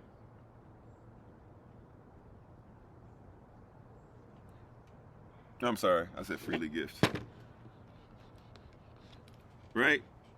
If I'm giving you a gift, it is freely given. Now the interesting thing though is when you get into gift giving, people will oftentimes give you things back for what you freely give. If the value, I did it again. Y'all pray for me. The cold might be getting to my brain right now. The gift is freely given. Right? The gift is what? The gift is freely given. Yes, Yahshua HaMashiach does love us all. Thank you. So the gift is freely given. I want you to make it now. So you got a character, and out of your character, the charis is going to be something that's freely given. Right? And what are you going to give? You're going to give of self. All right? So I'm giving something that comes from me, out of me. Right? So the gift, now, watch this. What I give of myself and people begin to see what's of me, the gift also brings me before what? The gift establishes me. It brings me before kings and queens. The gift will establish. Oh, if you're looking for establishment in your life, you're talking about stuff that's not established, right? Well, where's your gift? What establishes you? We were talking about this the last couple times. We've been doing a lot more stuff, I guess, that you can consider to be motivational. Some people will call it that, right? Well, what is it that you give that establishes what you do different than what everybody else does? I want you to make it. Your business, I want you to flourish. Your family, I want it to be amazing, right? I want you to feel like you are your own person and that you don't have to be always under somebody else's thumb, or you have to do everything the way that everybody says do it, or else you can't work, all right? So what is it about that you give that is of yourself that establishes you differently so much that even other royalty, that other sovereigns out there will say, I need that person to be in my court. I need that person to come and talk to me. I need that person to bless us. I need that person to come and set up something here. I need this person to set up a program. I need that person's book. I need that person's cooking. I need that person's ability to fix vehicles. I need that person's ability to help me with travel. I need that person to help me to think differently, right? What are the things that you have, right, that you freely give of yourself that establishes something eternal, that establishes something that people need, that establishes something that people deserve, that establishes you as being different? Now, somebody said nothing, right? Well, we got to figure out, right? Because everybody has something that nobody else can do. Everybody looks different. Everybody smiles different. Everybody grows their hair different. Everybody has different DNA. Everybody has different fingerprints. Right? What do you have that nobody else has that you can begin? Well, when you say you don't, then we got to go through a journey of thinking, because to say that you don't means that you're not a human being. And I believe that you're a human being. So if you're a human being, you have something that can be given freely. The love that you have, right, can be given freely. Right? Right? Even the gift of self-healing, if you will, fine. Heal yourself. To establish yourself worthy enough in your own mind to believe that you have something that is worthy. We talked about this in a couple things. I don't know if it's on the YouTube channel yet or not, but we talked about this a couple days ago, right? A few days ago, something like that. Do you have something that the world needs, and do you believe that the world deserves? Do you believe that there's somebody out there that needs and deserves what you know inside of you need and deserve? When you figure out, watch this, when you figure out how to get out of the system of oppression or depression or whatever it is, of regression, whatever it is that you're in, when you figure out how to get out of it, is there anybody else that deserves to get out of it too? And if so, write out the vision, right? Because your gift is going to establish things that cause people to have vision. This is greatness right here. I didn't even know that we were going to talk about this. Praise Yahweh, praise Ruach HaKodesh. Thank you, right? Like this is real. Like there's something that you, like, watch this. You might not see it yet, but there's something in you. Like that's why. Like when I start talking to people, we do one-on-ones.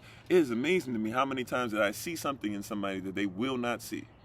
It's not even necessarily that they can't see it. It's that they will not to see it. They will not see. They will not to see it. They will not to see it. They will not see it. Right? But you have something that the world needs. And watch this. We got to find out what it is, because that's why the Bible says it is better to give than to receive. See, when you freely give of yourself, people can sieve. Sieve means that I get it.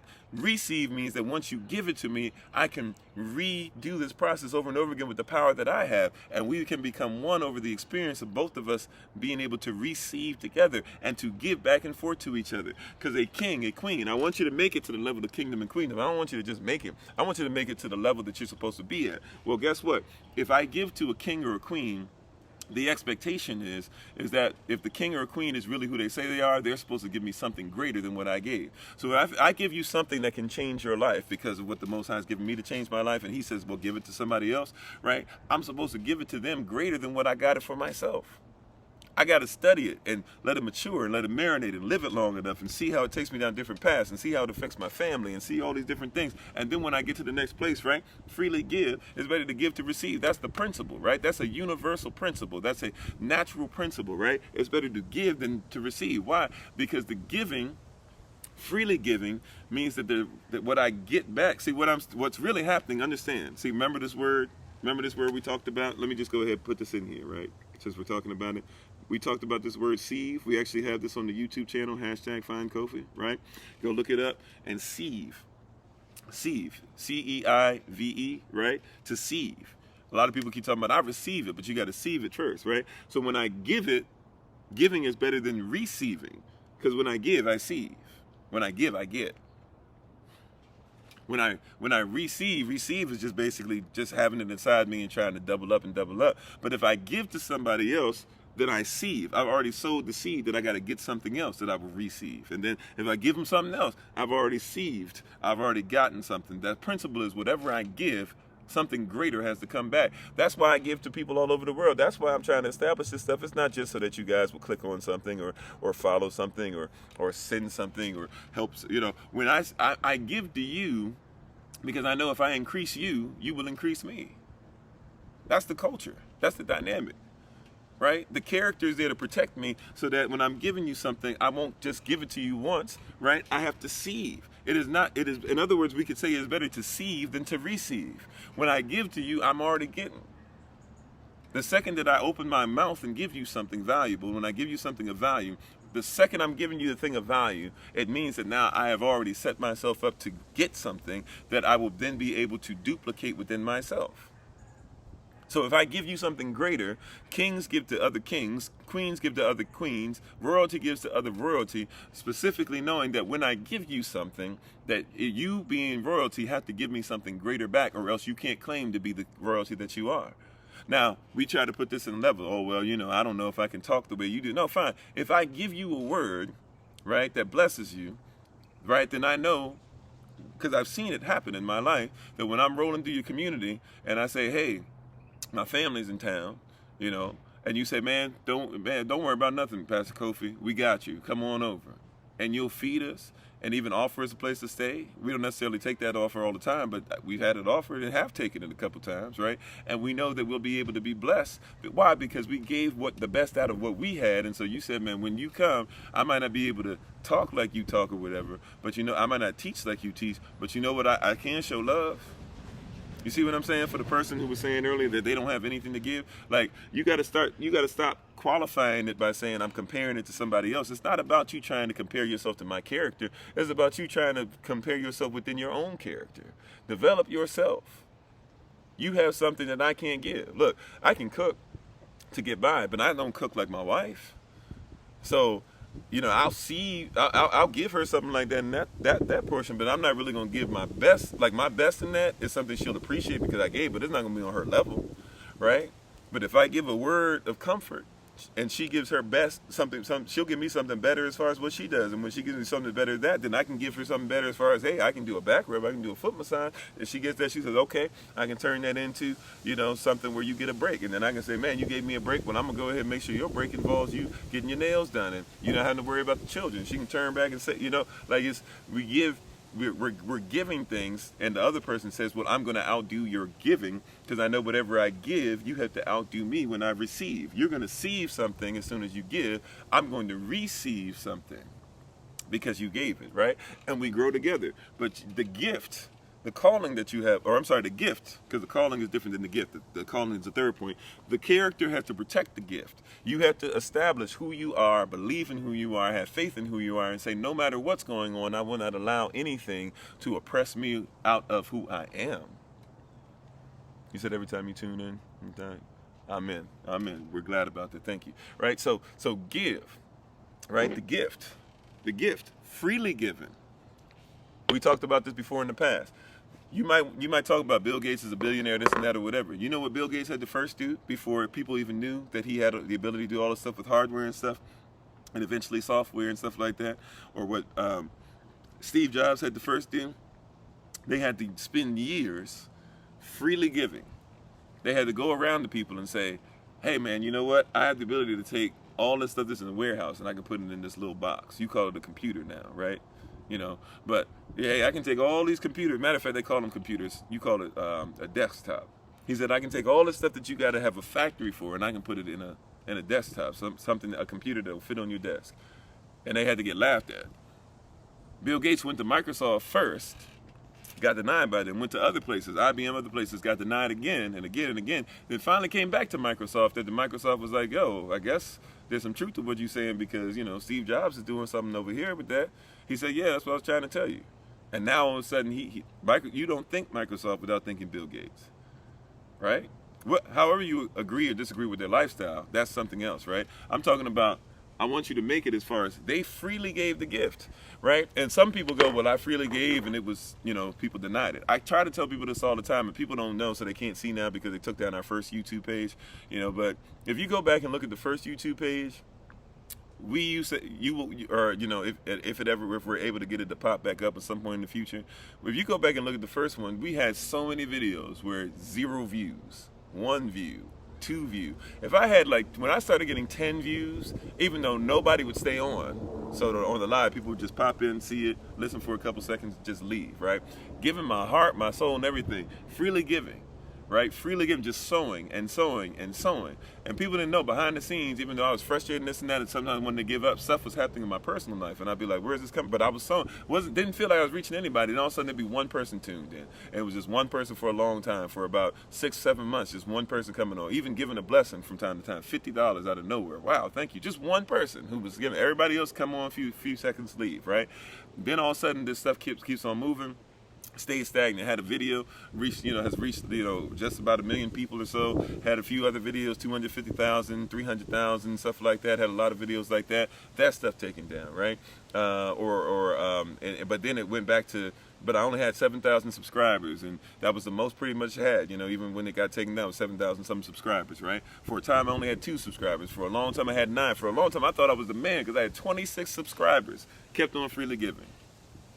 Right, giving to a point to where it was irritating in the family. A lot of family members like, yo, like, you gonna keep doing this and giving all this stuff and you're not making no money to take care of your family? Like, you need to figure out something else. You better do something else, right? Still freely giving.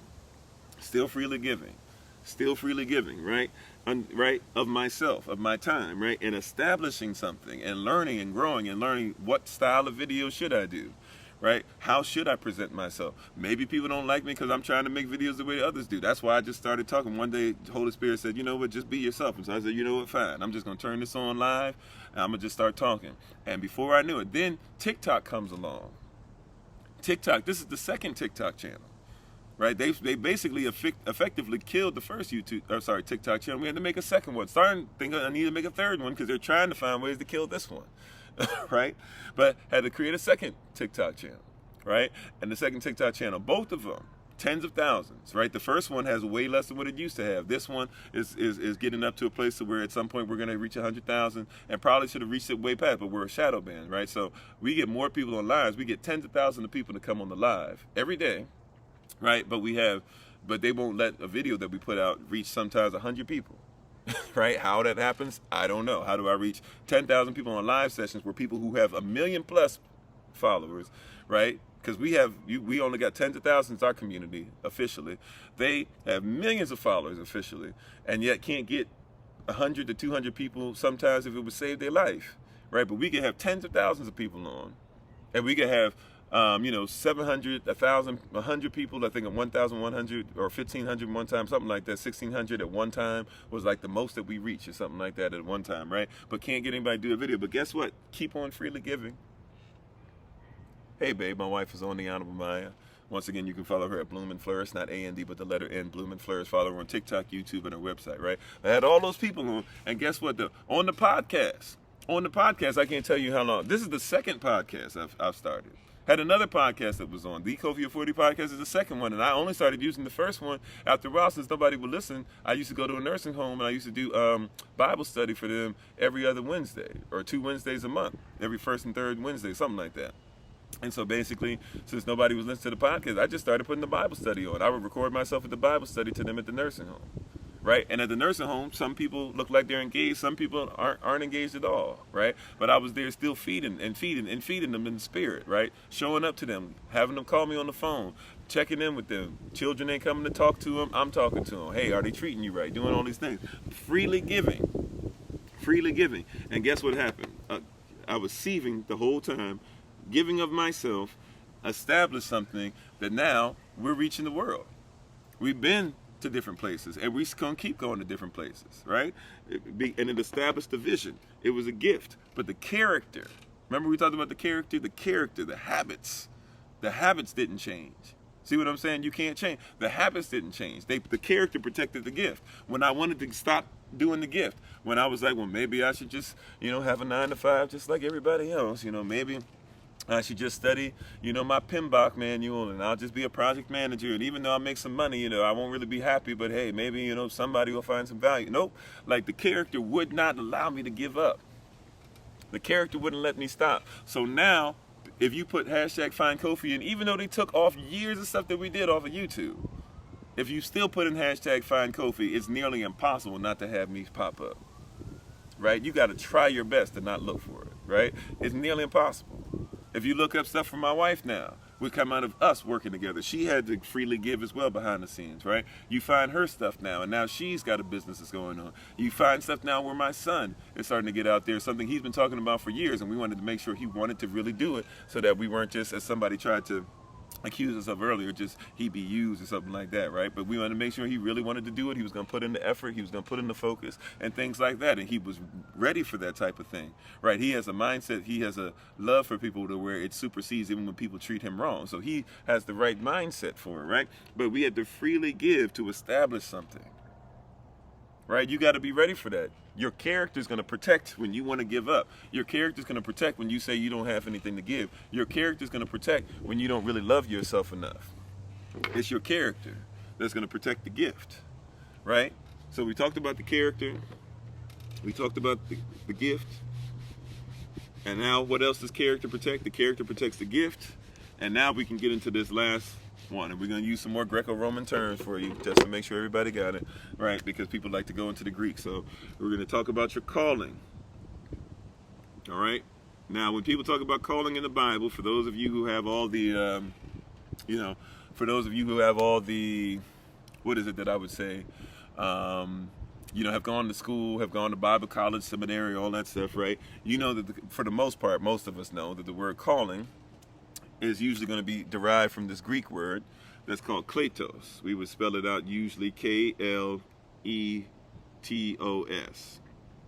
Interesting thing about kletos, though, is kletos is actually speaking about being invited.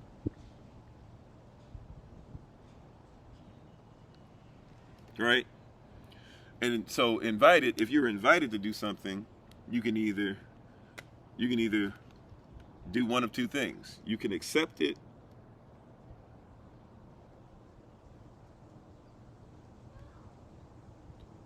or you can decline it. And this is a huge part for a lot of people. If you're going to take your walk that you're supposed to change the world, to change your environment, to change your life, this is going to be one of the hardest parts for you. If you're talking about a calling, right? Many are called, few are chosen. The word chosen means ekletos, by the way. It means few people will do what they're supposed to do.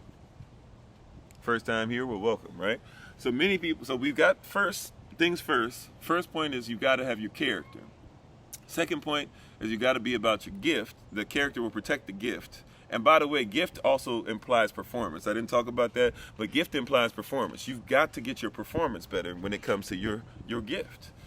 Right? Don't just talk about I got a gift in something and I'm just going to depend on the Holy Spirit. The Holy Spirit, she brings things to your remembrance. She'll teach you, but she also going to bring things to your remembrance. If you don't have anything in the tank, I can't use it.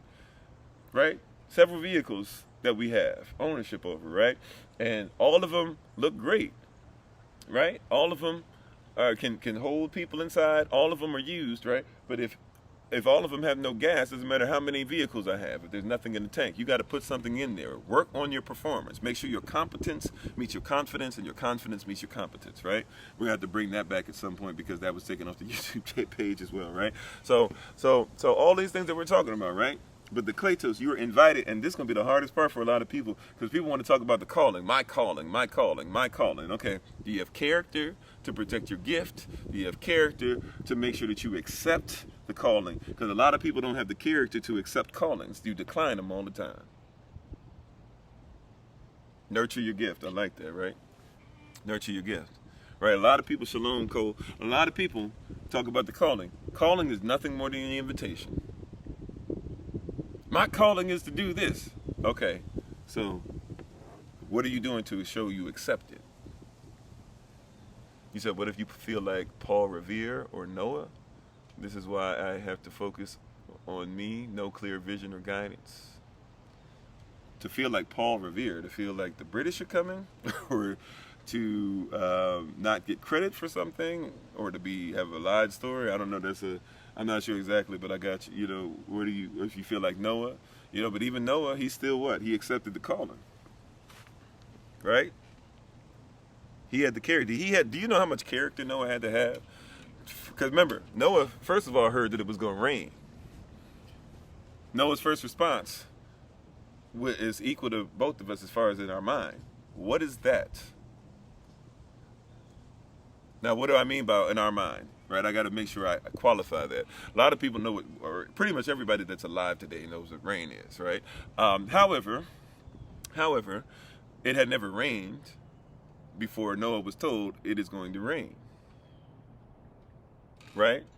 So Noah was invited to do something, to build this ark on the level they had. Yes, the word ark existed, but to build the ark, he was told, had never been done. He was given specific instructions on how to build it.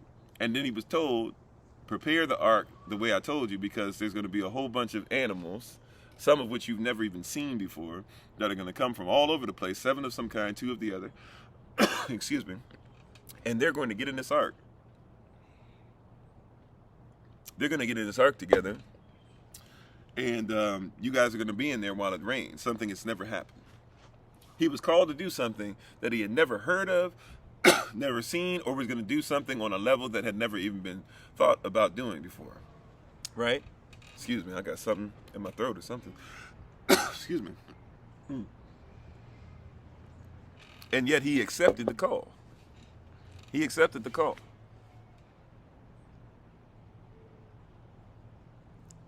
Weren't there 2 guidelines on the boat? I don't know. Where did it say that?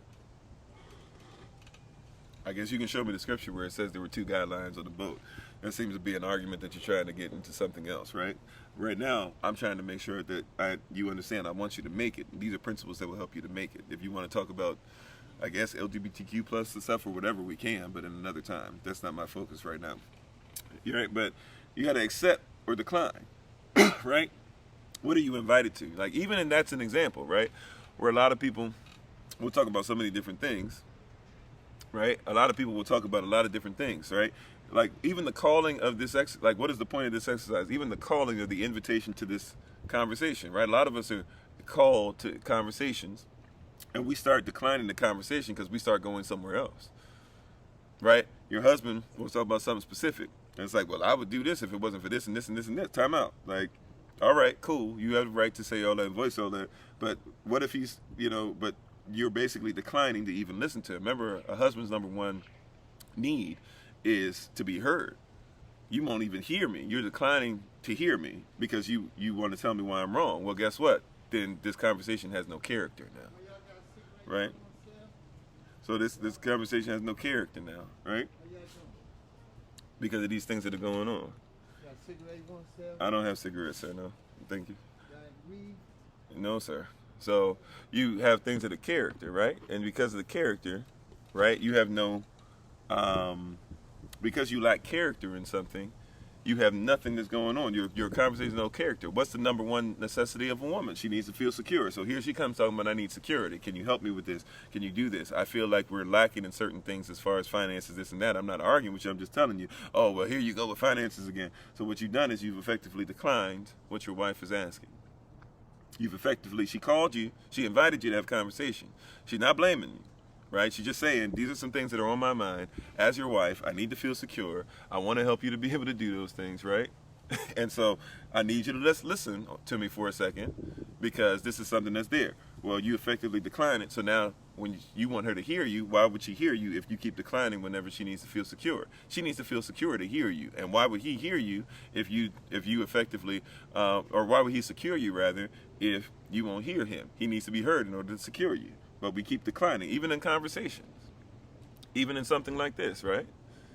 right? Even in something where we're talking about today, people will be in the middle of a whole other conversation. Somebody said, well, what about this? What's your belief on this? Look, that's cool. I'll get to that. And I appreciate it because maybe you're saying, hey, you seem to have a lot of wisdom on some things, so maybe you can help me with something. But people will miss what the Most High is saying or what the universe is saying. Some people want to say whatever, even though universe literally means a spoken sentence, a single spoken sentence, and who spoke the sentence into existence. People don't want to talk about that, right? Uni, one, verse, spoken sentence. People don't want to talk about that, right? But people will even miss that. Even the invitation as far as words. Like I just said, what does universe mean? One spoken sentence. So the invitation in the word itself is telling you what it means. Right? People want to talk about God rather than Elohim. Well, God is a deity. So who are you inviting me to when you're talking about God versus Elohim, right? Or when you're talking about, they'll say Kemetic gods. Kemetic people didn't have gods. They had netchers. What are you inviting me to? You want me to have a conversation about Kemet, but you're trying to do it by not inviting Kemet, by not inviting culture, like we talked about. We can't have a conversation without inviting the right thing. We can't go to the right places without inviting the right things. Who are the people that you're inviting in your life? Who are the family members that you keep inviting in your life that keep destroying your family? Your marriage keeps having all these different weird conversations around people that shouldn't even be there. Who do you keep inviting into your marriage that shouldn't be there?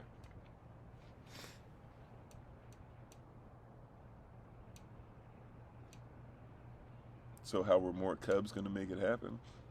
I don't understand what you're talking about. You talking about baseball? Because I'm not talking about Cubs at all. Don't understand what's going on there with that, but no problem. Thanks for being on, right? So you got to get to a place to where, to where we're talking. Like, so what are we going through? You know, like how are more? Well, anyways, I don't know. But calling, right? The calling. And I apologize. I hope I didn't get them off too fast, but we can't trust people because people be lying on us and saying stuff to get these lives taken down. So we got to be more careful, you know. But these are things that you have to start looking at, right? You're invited to do something.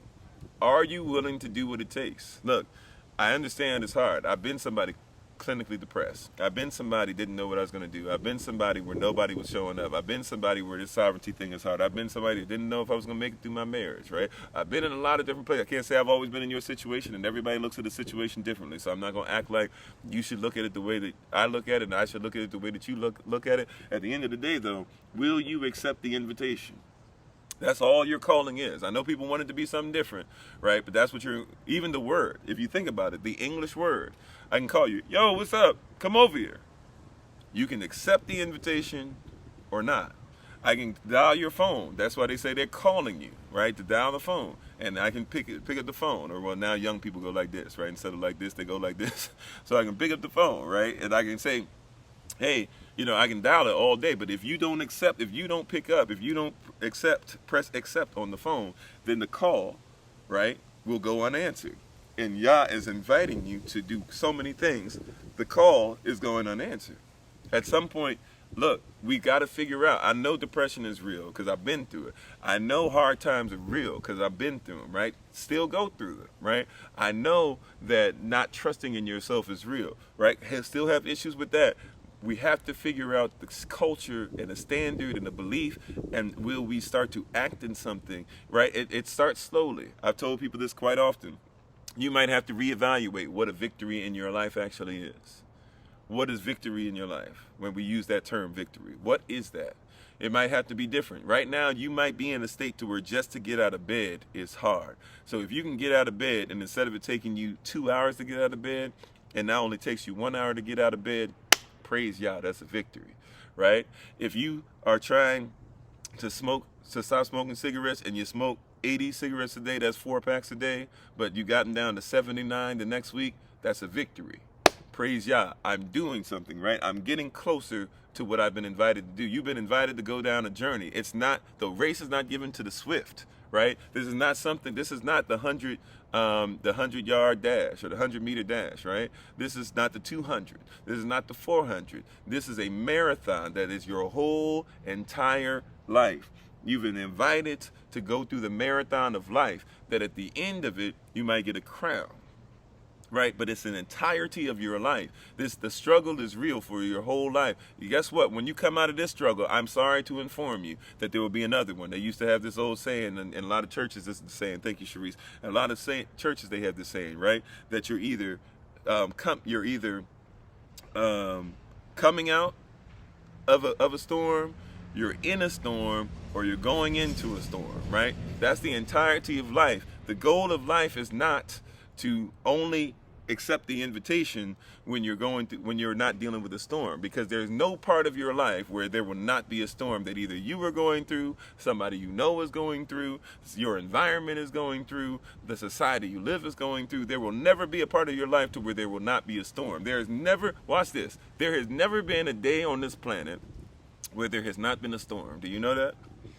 Somewhere on earth, somebody's going through a storm. Somewhere on earth, somebody's going through a tsunami. Somewhere on earth, somebody's going through sickness. Somewhere on earth, somebody's trying not to get locked up for something they didn't do. Somewhere on earth, something is going on negative. There will never be a time, there has never been a time where there has never been any such thing as adversity, right? Even when things were perfect, Adam still had to go through the adversity of naming things. Now, some people would say it wasn't really adverse. No, you think naming everything is easy? No, he was perfect, he was mature, but it didn't mean he didn't have a work. He still had something he had to do. There was never a time where there has not been something, someone, some creature, some animal, some creation that has not had to go through adversity. Plants do not grow unless they go through the adversity of not being drowned, getting enough food, getting enough sunlight, and pushing through the ground to be able to get up.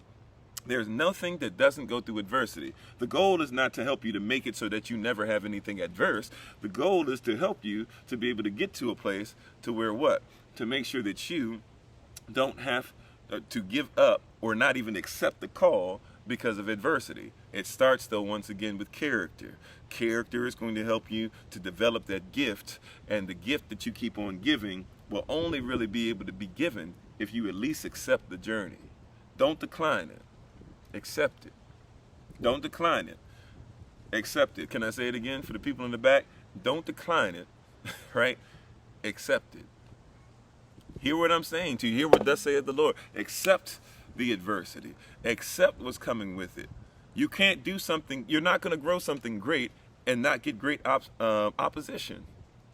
I know that's what we want, but you can't grow into something great without great opposition. The greater the opposition, the greater the overcoming. But guess what? The greater the overcoming, the greater the conquering. And guess what? Last time I checked, you're greater than a conqueror. Last time I checked. Remember we talked about this before? Last time I checked, you have never not survived something. If there's anything you haven't survived and lived through, let me know. Right? Somebody tell me in the comment section what you haven't survived. Right? Somebody tell me in the comment section what took your life. And even before somebody want to get smart with that, watch this, because your spirit, your flesh might not want you to receive this. I'm not talking about your heart stop. I'm talking about what caused you to not be able to hear this message right now. Go ahead, put it in the comment section for me, and let me know what you died from, what you couldn't overcome, what the doctor said you weren't supposed to live through.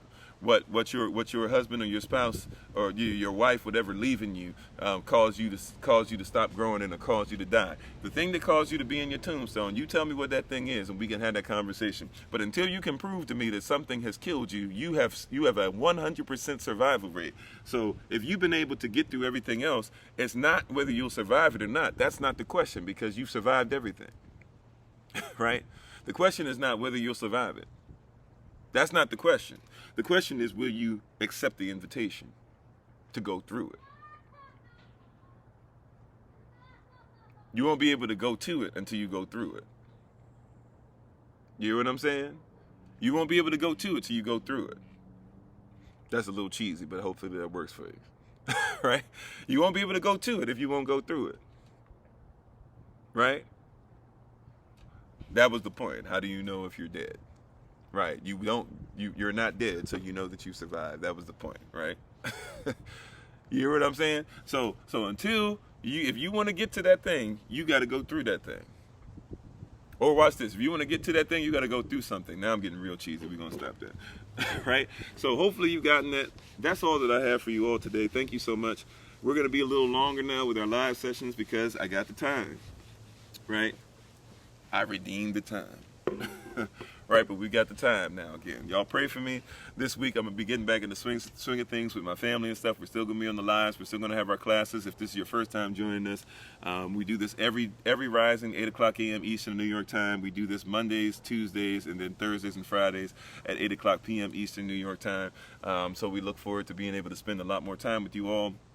You should be getting more conversation with me now, more stuff throughout the day, especially starting not this upcoming week, but the week after. So starting basically next Monday, which should be November the 15th, the week of November the 15th. We'll be getting on track. We're excited and we're thankful, we're grateful. Thank you guys for your patience. Thank you for your prayers, and be ready. Everybody been saying we're going to help, we're going to do this, and when you come here and okay, we're about to see. We're about to see. All right. You said thank you for the knowledge, brother. What were the names of those articles for sovereignty? Well, we were just talking about simple ones. UCC 1-308. So that one's just real quick. That one's just UCC 1-308. It actually originally was UCC 1-207. That was the original name for it. I mentioned another one, but that's more so for college stuff. But if you're looking for UCC 6611, I believe it is, but there's a lot of stuff you can look up. But those were the ones I mentioned today. Those are the main ones that kind of stick in my mind. I'm still learning to try and learn it and be as versed with it as I am, like as far as memorization of biblical scriptures and stuff like that. So I know more than what I know the numbers of, but those are the ones I was talking about. But these are the 3 points that we talked about today real quick, and then I'm going to take my leave. And thank you all for being on, as always. We appreciate you. So remember, I want you to make it the 3 things that you're going to need today, right? Or the things you're going to need to keep developing and keep pushing in. Never forget, make sure you teach your children about all this. First point that we talked about was character. Second point we talked about was your gift. Third point that we talked about was your calling, right? You got to have character. Character doesn't change. Character is who you are. Character is going to protect everything else. So character will lead you to your gift. Your gift is nothing more than your charisma, who you are, what you're going to do, how you're going to grow, how you're going to become better, right? And what you're going to freely give, so that when you give, you're really receiving. That's why it's better to seed than it is to receive. When you give, you're already receiving, you're already planting the seed, and somebody's going, and then give, and when you're going to get something back that you're going to receive, you're going to be able to grow and double up. But first, you got to seed. You got to give freely, and then you got to accept the calling. The calling is the invitation, right? Be willing to accept it. It's never going to be easy, right? What you're doing is not easy. If what you were doing was easy, everybody could do it, right? That's one of the things that really is intriguing to me. Is I started realizing and recognizing a long time ago, man, this stuff seems to be a little difficult and this and that. But now I was like, you know what, though? I guess it is difficult to do what I do. When people say, man, how do you do what you do? I guess it is difficult to do what I do, right? Amen, babe, I got you. So character, gift, calling, right? And it's not easy to always accept it.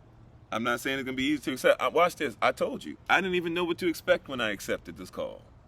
This call has turned into something, I won't say completely different, because I had a vision somewhat. However, it's taken twists and turns that I was not ready for, right?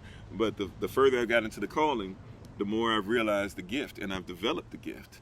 And the more I've realized before even the gift of the calling, I better make sure my character is intact, or else all this stuff can go away tomorrow, right? All this stuff can go away tomorrow. All it takes is a decision that you guys don't like, or a bad decision, or a sin, or me being around the wrong person at the wrong time, getting drunk, hurting somebody, getting in an accident that kills somebody. Like, all it takes is one bad night to mess up years of development of a gift. The character is the only thing that's going to protect you in your gift and your calling. I've accepted it. Look, I was thinking about this the other day. I was listening to some preachers and some different people speak, and I was thinking about the fact, like, even when I speak sometimes, like, I have a real fear at some point, if I'm quoting something that's a little different, but I have a real fear, not even fear, being afraid of, if I'll be honest. I'm afraid of ever cursing, right? even if I don't mean to, like if I mean to say another word, but somehow, some way, the word comes out wrong. Like if I say shittamwood wrong or something like that, or if I don't complete that or something, like I have a real fear sometimes, even though I don't use that language, so it's not something that should happen. But all it takes is like one time for me to be online here or something and say something, or for me to hit my toe or something like that, and me to say a curse word or something like that. Like y'all saw, I haven't even seen the clip, but it was popular a few weeks ago, where there was some pastor and he was preaching and he said y'all something and cursed or something like that, right? And everybody's losing their mind, and right, but all it takes is one time. Right now, hopefully, people realize that we're human beings, so we can have lapses in our in our calling because of humanity, right? And what we've decided to do, we can mess up, But character is so important, because all it takes is one time. That's all it takes. It just takes one time. And thank you for sharing the videos and stuff too. We appreciate it, right? At one time can mess up all this stuff, years of doing, years of traveling, years of studying. We can get to thousands and thousands of people working together, being like-minded, getting land, doing all this stuff, being sovereign. And all it would take is just one time, right? That's why I have to be careful who I hang around. You got to be careful who you hang around. All it takes is one person to even accuse you of something. Whole life can change tomorrow, right? All it takes is an accusation. And Pastor Kofi might be preaching to prisoners tomorrow, right? That's why I got to be careful even who I hang around, who my family hangs around. All it takes is one. That's why hopefully people will look at years of stuff and say, well, somebody's accusing him, but we've been listening to Kofi for years. We've known Kofi for 20 years. Kofi in 20 years never done nothing like that. You trying to say now, right? But it don't always work like that. So that's why you got to make sure your character is there. How you doing, Finland? Welcome. Finland in the house, right? So your character's got to be on point, and then you can start worrying about that gift and calling, working out of who you are, because you've discovered who you are and keeping who you are, right? Protecting yourself and what's coming out of you, and therefore being able to accept the great invitation that you've been asked to. So I'm thankful and grateful for this opportunity. We appreciate you all for listening. Our time is almost up. Matter of fact, the podcast is probably going to start soon, telling me that we need to that I need to hurry up and finish, because we only get a finite time on the podcast. I'm going to try tomorrow to see if we can go live. I accidentally pressed live last night or yesterday sometime, and I was trying to load videos, and it was like, oh, well, if you give us 24 hours, you should be able to go live, which was interesting, because it used to be you had to have like 1,000 subscribers. So I don't know if it was a mistake. I meant to try it this rising, and I didn't. So we'll try tomorrow on YouTube to go live. That'd be very nice if we can start going live on YouTube again. That'd be nice, because this recording stuff and having to wait days and days to be able to upload stuff that you guys can hear, it's for the birds. So hopefully we'll be able to get that going. That'd be very nice. So y'all pray for that. Once again, if you want to follow us on these platforms, and once again, our prayer is that you not only be hearers of this, we want you to be doers as well, right? Study it to show yourself approved. Make sure that you study it for yourself. Don't believe it just because I said it, that it rang any bells with you. Make sure that you study it and make it a point of your life, right? And thank you all for being on. I appreciate it. Please, once again, check out my son's YouTube channel if you like, 777 Solid Face. You can also put hashtag Find Solomon, right? He's got videos that we're trying to put up. We're probably going to go do some videos and stuff today. He's trying to speak to children on his level, and before somebody tries to hit us again with the, oh, you're selling out your son thing, which is very odd for somebody who doesn't know us. We don't make any money off of the stuff that he makes. At some point, if he's going to make money off of this, fine, but he wants to do YouTube. He wants to do what his dad does. He's doing it on his level. There's a little 6-year-old boy. All these other children out here putting craziness out there. Hey, why not watch somebody where you don't have to worry about, are they going to cuss, or are they going to start talking about, kissing or dating or doing things like that you don't want to hear, or starting to see stuff like that just pops in, or people using pop culture terms that you might not want your children to be involved in. So if you want something, you can find them on YouTube. You can find them on Roblox as well. He plays a lot of Roblox like a lot of children do nowadays, but you can find them on YouTube. 777 Solid Face.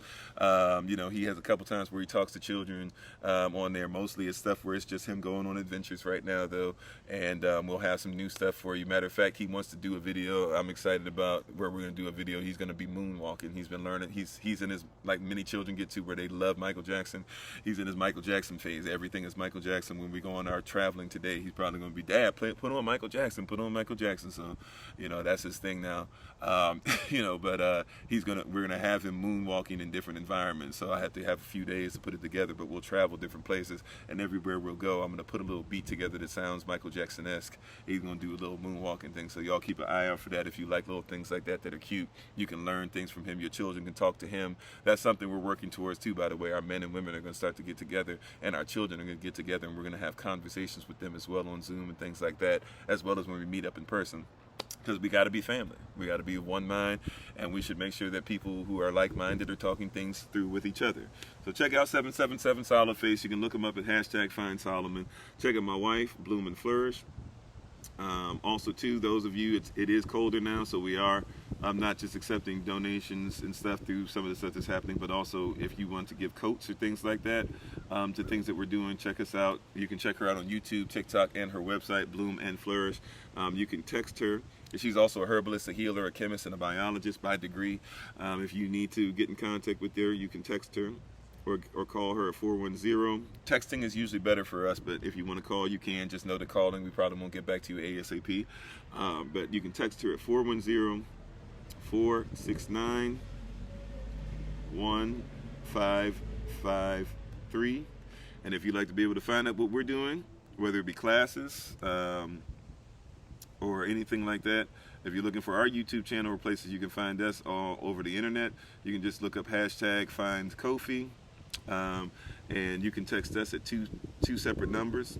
410 is the first one, 410